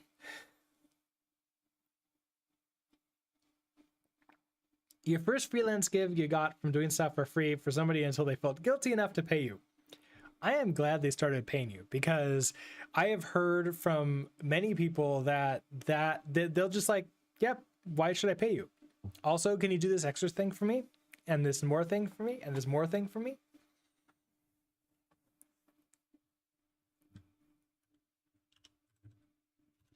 That's not the right window. I want to be here.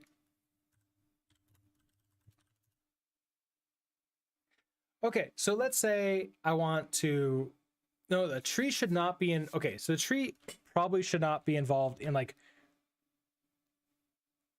writing out, but I can get the tree objects and then do something with that. Oh, maybe the tree object could write out? I don't know. Let's make this public. So now in checkout, we get our tree. So I want to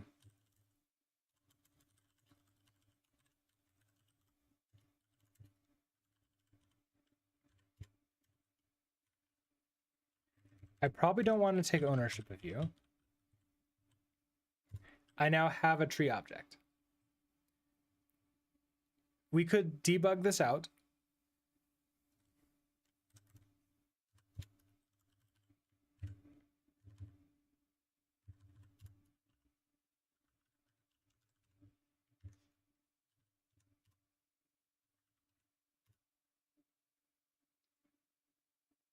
Okay, and we have a bunch of tree objects now, which is great. And there's not too many of them.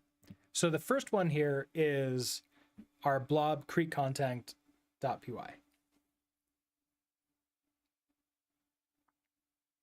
It was another dev streamer, and you liked hacking on their stuff, and after a while they approached you with an offer to do some web dev for them. Nice. I mean, yeah, that sounds like really good. I do know that some people would be happy to take advantage of someone who's just giving them free work, and sometimes there's people that absolutely will not and be very happy to pay stuff for them. So I'm really happy that you're able to get to that.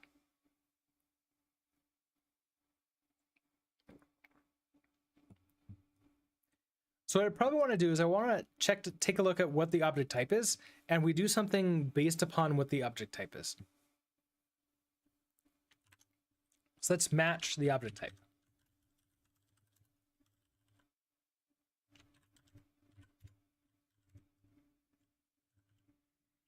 Which I cannot do because these are private. So you need to be public now.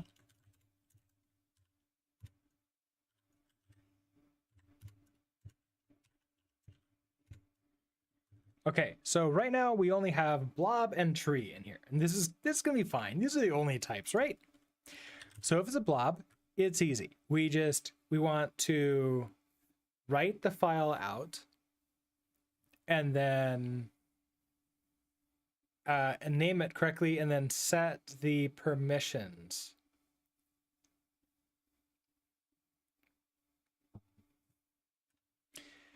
Now, this is probably going to be a bit of much to do in here, so let's create a function for this. So let's maybe like write blob.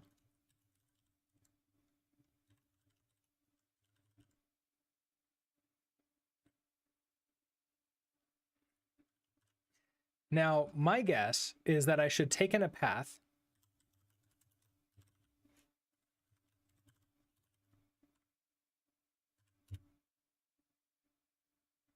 which apparently I brought that in already, which, oh, I'm using it here. Okay, interesting.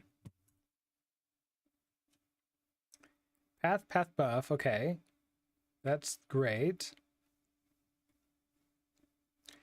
And then I want the bytes to write in, which this could be just the U8. And then I don't really care. I don't really know if I need to return anything at all. It'll just be, hey, you did the job. Congratulations. It worked. So I want to write blob to file. Now, right now the path is going to be this path here, which is going to be the root directory. So great.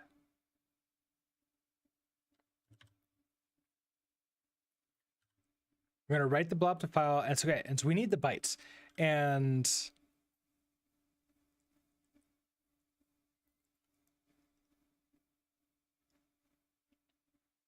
we don't have the bytes, but we can maybe get them out of the get objects. So this is going to have to be a multiple line thing, isn't it?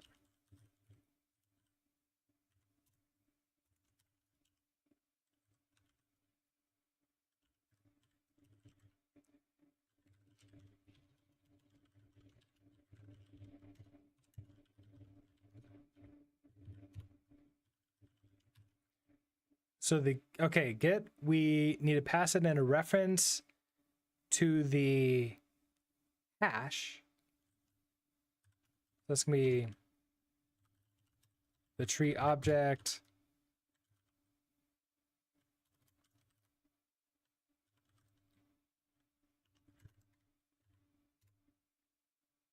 The checksum.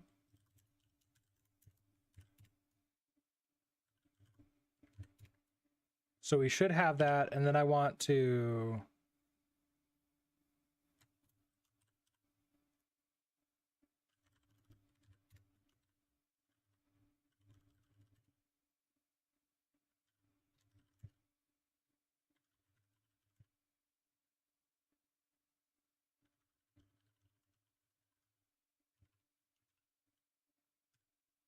okay, and that gives me the bytes now.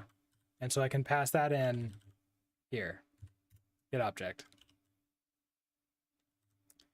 You already have, I don't think I need that, right? Because they're already a reference.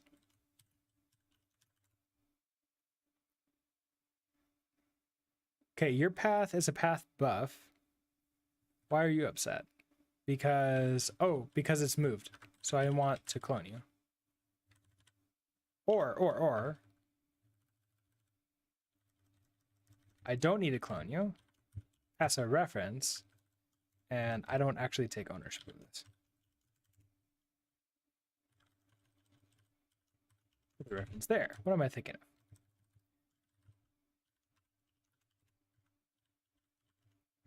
So context, this context is writing blob to file.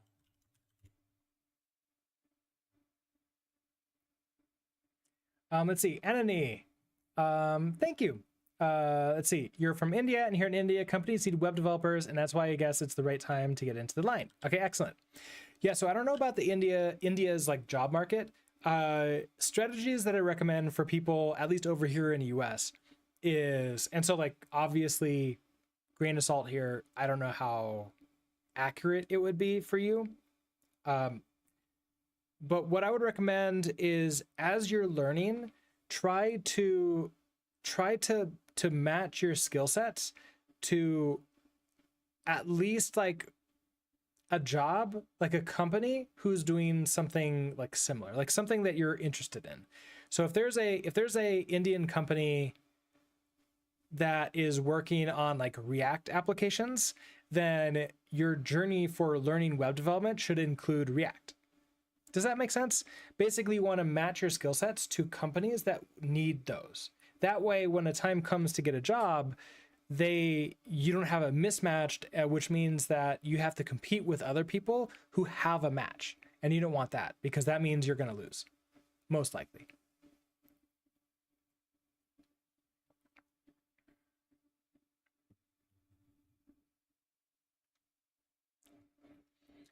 Okay, so write blob to file. We did that stuff. Okay.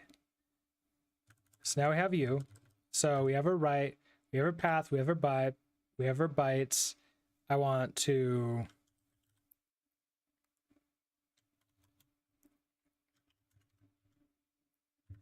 now in utils,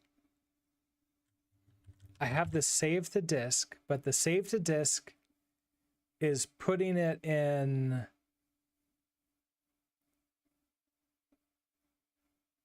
Yeah, the save to disk is assuming that it's going to .get objects, which is not what I want. But this is all I really care about, is the standard fs write. That's all I need. So I can just do this here.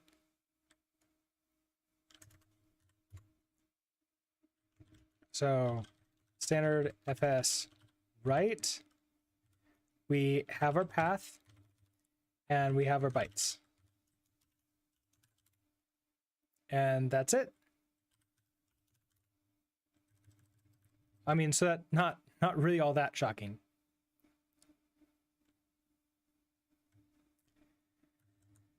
Now, when we get to the tree, this will crash, and that's fine, because I want to see if it's written some of the files out and if those files are correct. So that's going to be the important part here.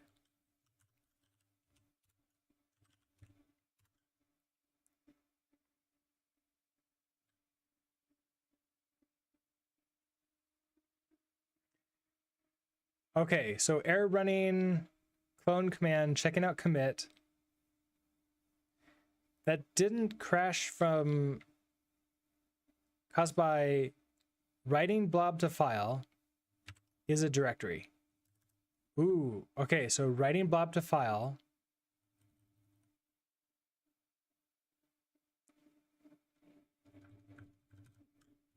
Oh, interesting.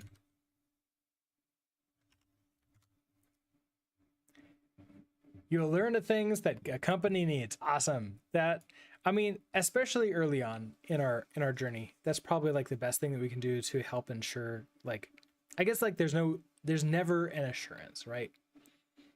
But it helps tip the odds in our favor, which is important, especially in this day and age We are in the era of layoffs, and that sucks, especially for us.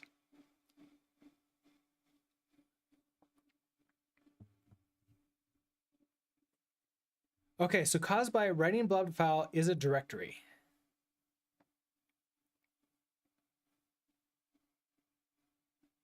Oh, wait, that's an OS error.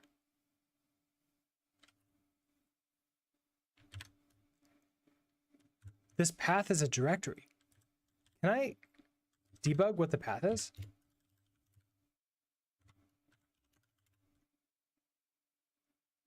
That's interesting. Also, I'm curious of what we got in here. So if I cd into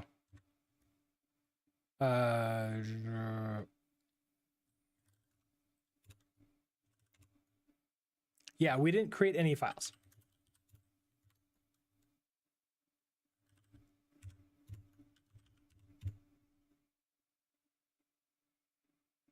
Okay. Path equals var temp. Oh, yeah, you're right. Okay. Yes, I forgot how to do path. It is the directory of where this is supposed to go. I need, okay, let's go.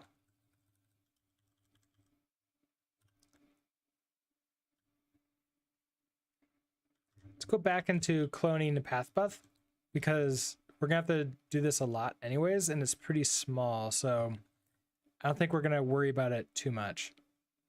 So in here, we get the object.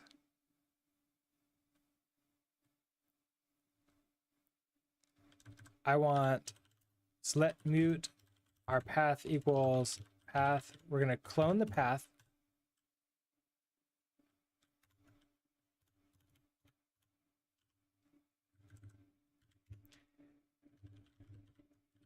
We're gonna push into the path the file name, which is gonna be tree object.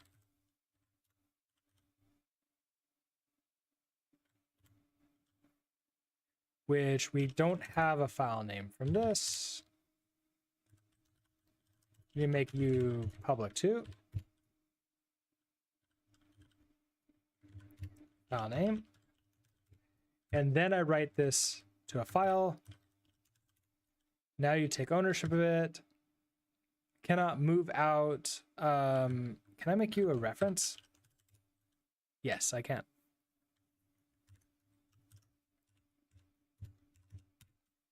Okay, we should get a little bit further before it, yeah, not yet implemented, which means that several of these things should now exist. Okay, create content.py, that exists. And this should be what we think it is, right?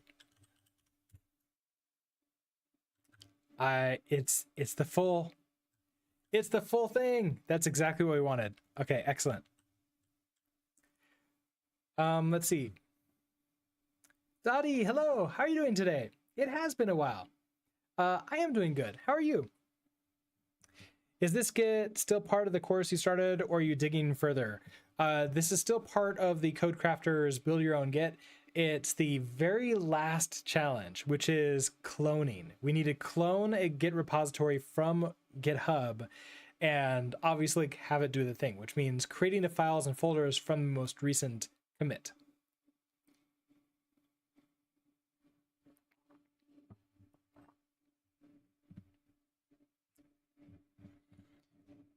Okay, so the bat works, which means that that thing is awesome. The very next thing in our list is a tree.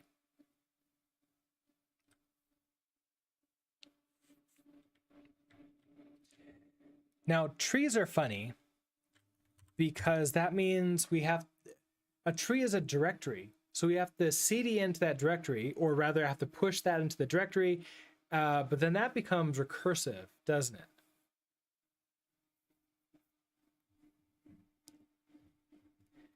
Now, if we look at this, check out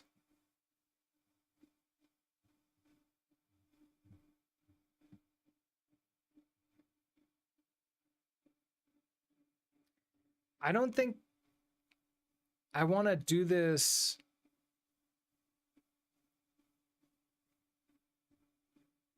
multiple times because that's a commit hash. That's not what I want to do. We need to do a function that has that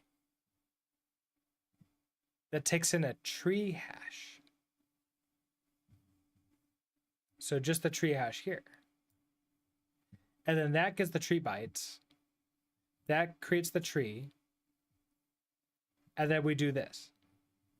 So we need another function here.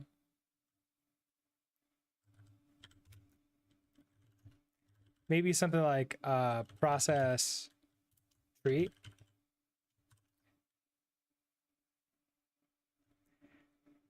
This will take in a path. This will take in the get objects. And this will take in a tree hash.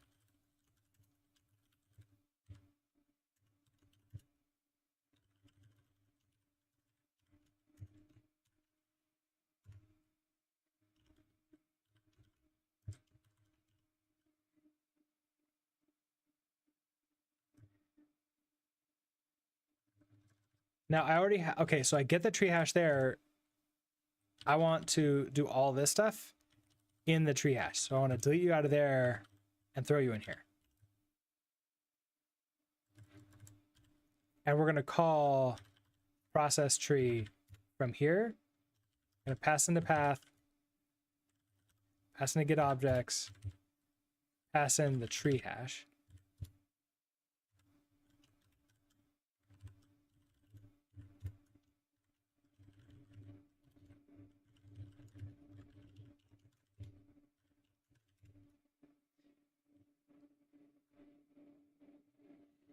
You hope you're not disturbing or distracting. Oh yeah, don't worry too much about it.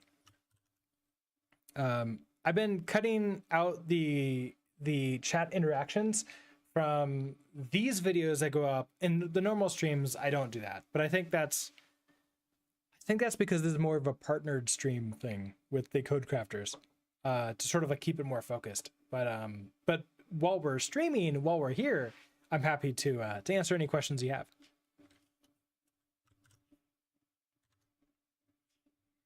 I want to make sure that this still works exactly as normal, like exactly as normal, the way it did before, that we haven't introduced any problems.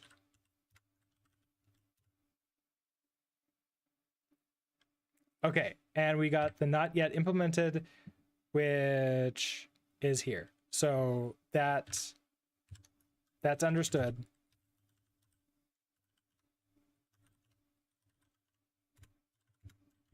And that's still there. Okay, excellent.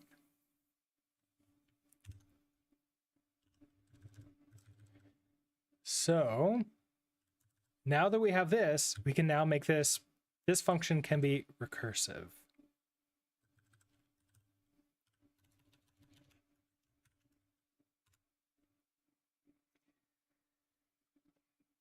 We want to get the hash from this tree hash and then call it on there, but then I also want to pass into the path. Okay, so we need a new path.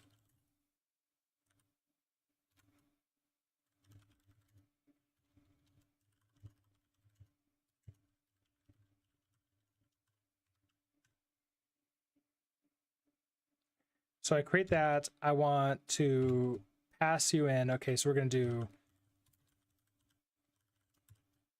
push tree object. It's going to be the file name.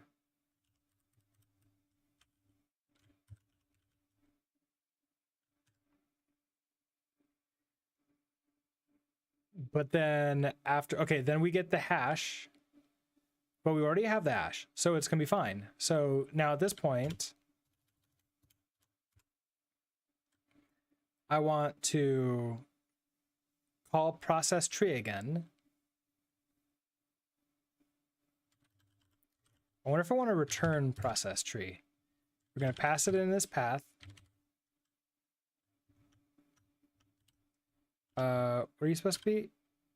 The get object. Okay, so the get objects, and then the tree hash, which, okay, so we want the hash out, which is going to be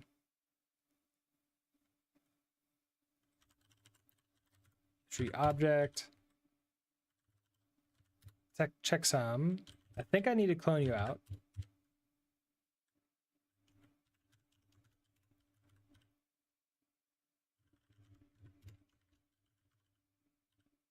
So recursively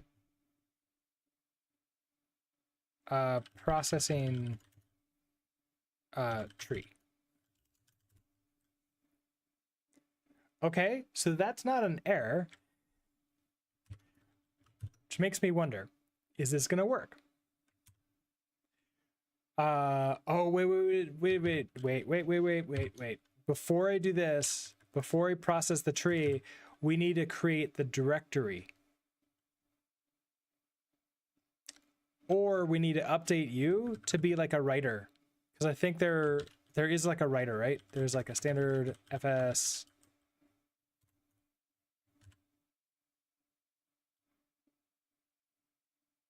Dir builder. Wasn't it? Is there like multiple than one builder? Just dir builder.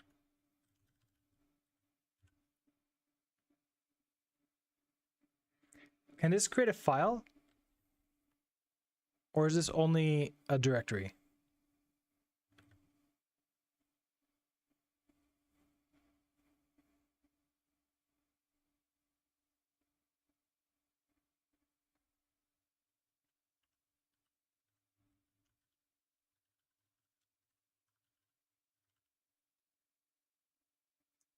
How much a fresher basic web developer gets paid in the US? Here in India, so that I can't really answer because it's vastly different in the Silicon Valley. So specifically in like the how is it, in the Bay Area of California on the West Coast, it's very high. But if you go into like where I'm at, it's like $10,000 to $20,000, maybe even $30,000 lower than that. And then if you go into some rural areas, it's going to be like significantly lower than that too. So it's hard to tell. And then also like a lot of companies have been paying less if it's remote recently. So it could be anything from $60,000 to like $75,000, $80,000. It's but it could be higher, it could be lower. It's really hard to tell. So I don't really have a good answer for that. I'm sorry. Jeppo, hello. Oh, open options. Is that what it is?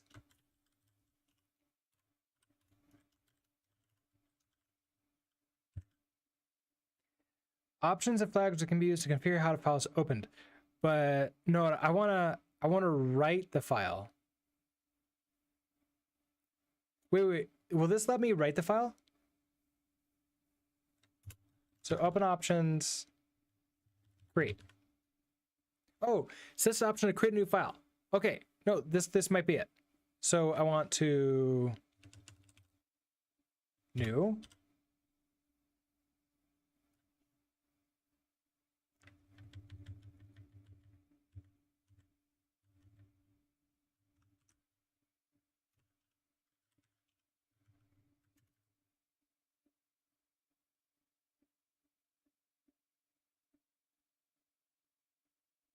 Oh, okay. So there's new read. Oh, that's interesting.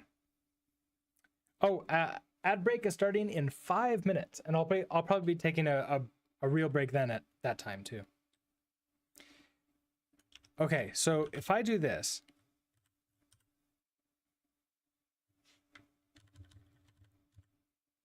so that's readable, read access.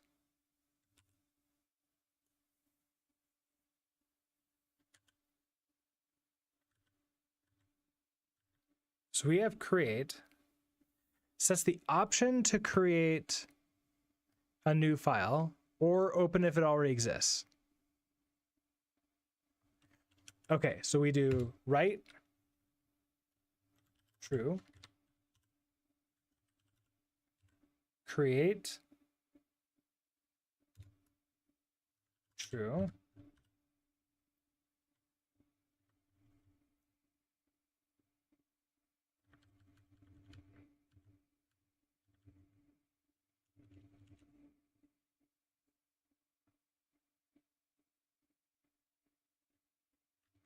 how do I tell it what to write?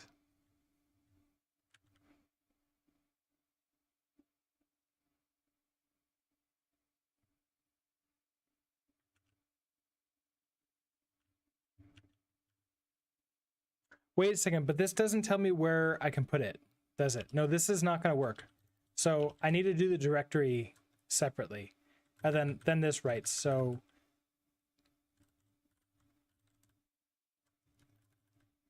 I don't think that will work.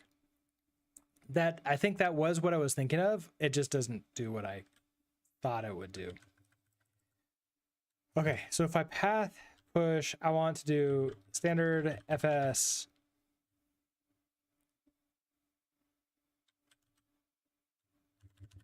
create dir. All right, Annie, have a great rest of your day, and have a good night. Creates a new empty directory at the provided path. Okay, so that's what I want, and we just hand it the path.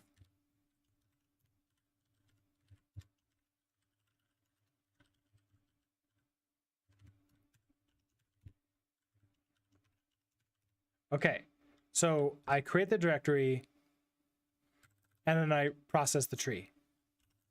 Okay, I think that will work.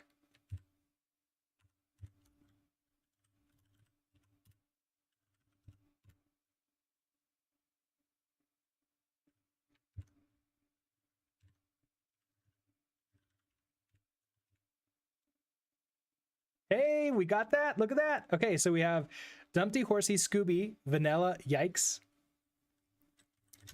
I don't think we'll need to create all because I'm doing it one directory at a time. So if it crashes because of the lack of other directories, then we probably want it to crash. And if I LT in here, there's a bunch of files in there. That's a good thing. And if let's go into Dumpty. And okay, see, look at this. It correctly did the recursive CD into it. And if we bat Dumpty, let's say, we have files. It works.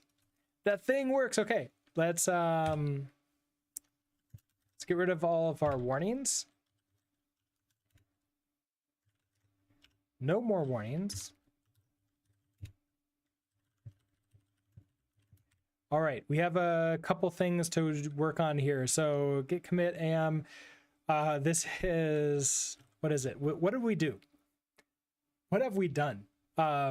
Also, ad starts in 30 seconds. I am snoozing that ad, because I want to see if this works before we go into ad break.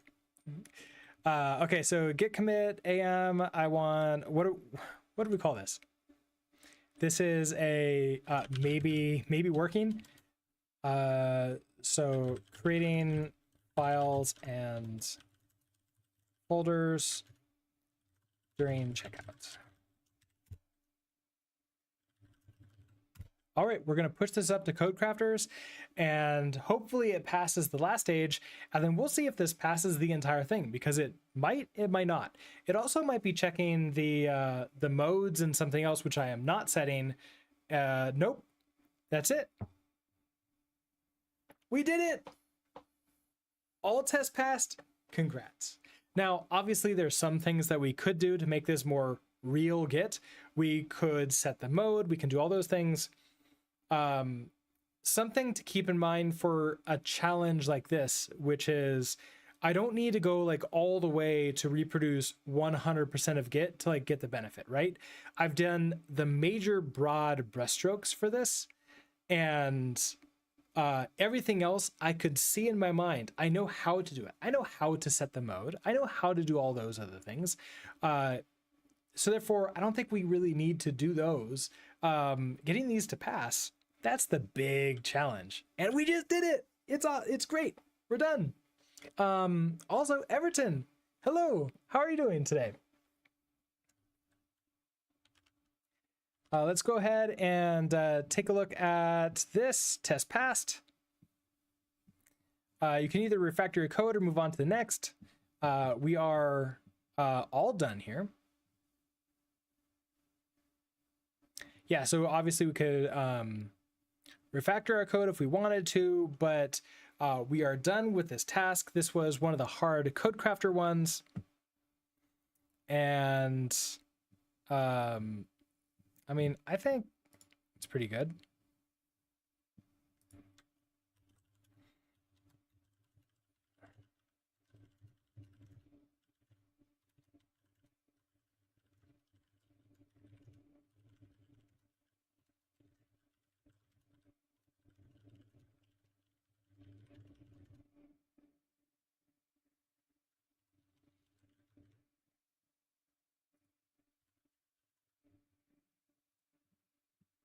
And that's it.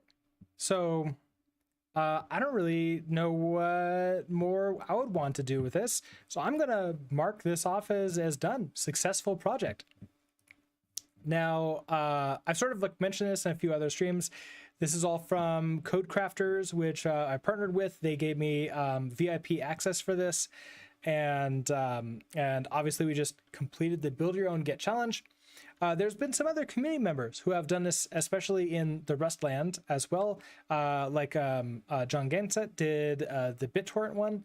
But there's obviously several more here that would be fun. And also, look at that. Build Your Own Redis is free this month. So that's pretty awesome. Anyways, I do have a link down below in the description. Oh, ad starts in 1 minute. Okay, another snooze.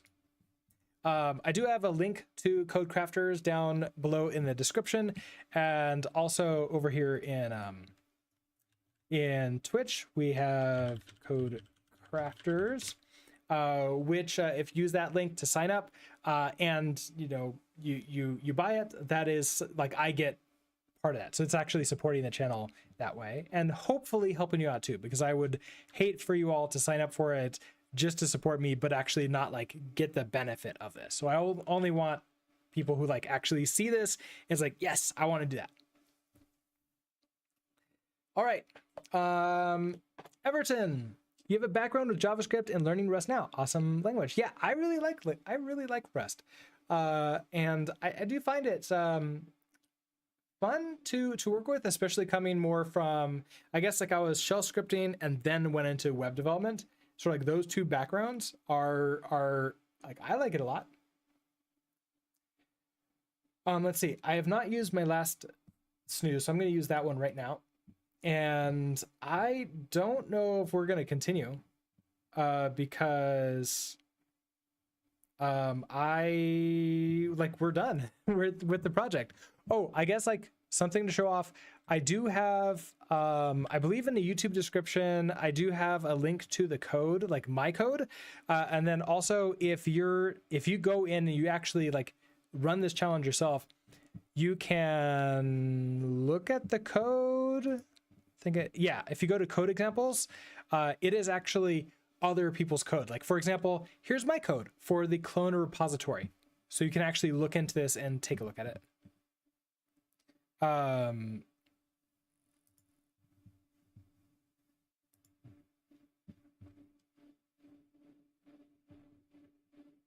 I swear I saw there was comments in there, but I was trying to click on that. Is it all the way at the bottom?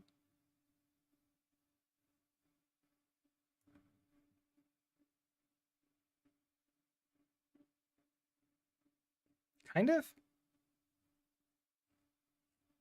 That's a little bit confusing.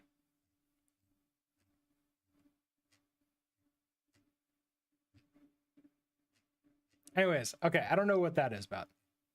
Have I tried Zig at all? you've fallen out of love with Rust at the moment and you've just started to venture into Zig. I have not tried Zig. I will add that to my list of things to check out.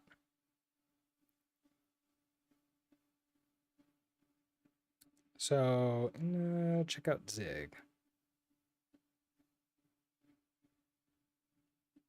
Awesome.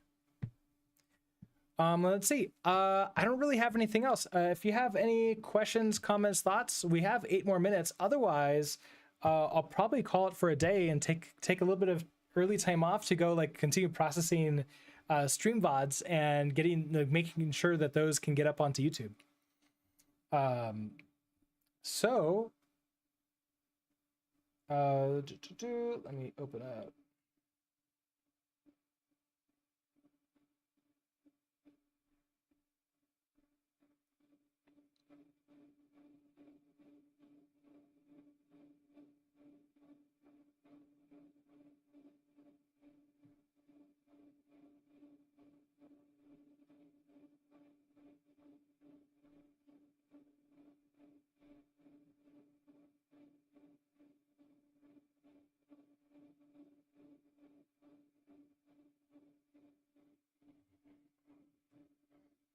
Now on Twitch, it looks like Musean is streaming.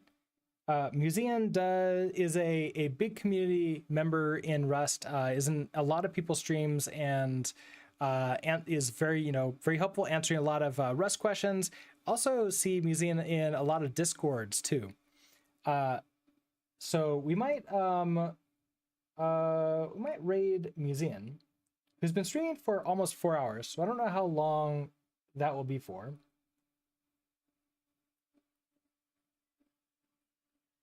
Musean doesn't use a microphone or a webcam, but they're pretty active in chat.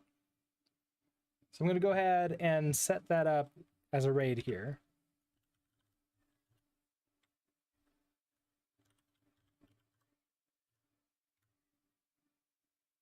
Oh, currently I can't. That's the only sort of like similar number of viewers to me that we have right now. So I guess with that, we'll probably call it an end. Everybody, I hope that you all have a great rest of your day. Tomorrow I'll be back. We're going to be working on web development, and then the Monday stream, I'm going to just turn that into a continuation of our Tuesday streams. It's going to be web dev on Mondays and Tuesdays from now on, at least until we finished with updating our LMS for the course. That will get us there a little bit faster. So we're doing web development with Vue and Rust, which is a lot of fun on our LMS for the Docker course that we just wrote. Once we're far enough along that I feel good with starting to sell that course, then Mondays will be back to another project again, and we'll go from there. I don't think it'll be another code crafters. I think it'll be an actual project. I've been itching to actually just build something, which will be fun. And then Wednesday, we're going to be doing we're going to be continuing a game we've been playing, Shenzhen.io, which is a program assembly in as an actual game, which is if you've never seen or anything like that, it's pretty interesting. We'd love to have you there. So with that, I'm going to call it a day. I hope that you all have a great rest of your day, and I will see you next time. Bye.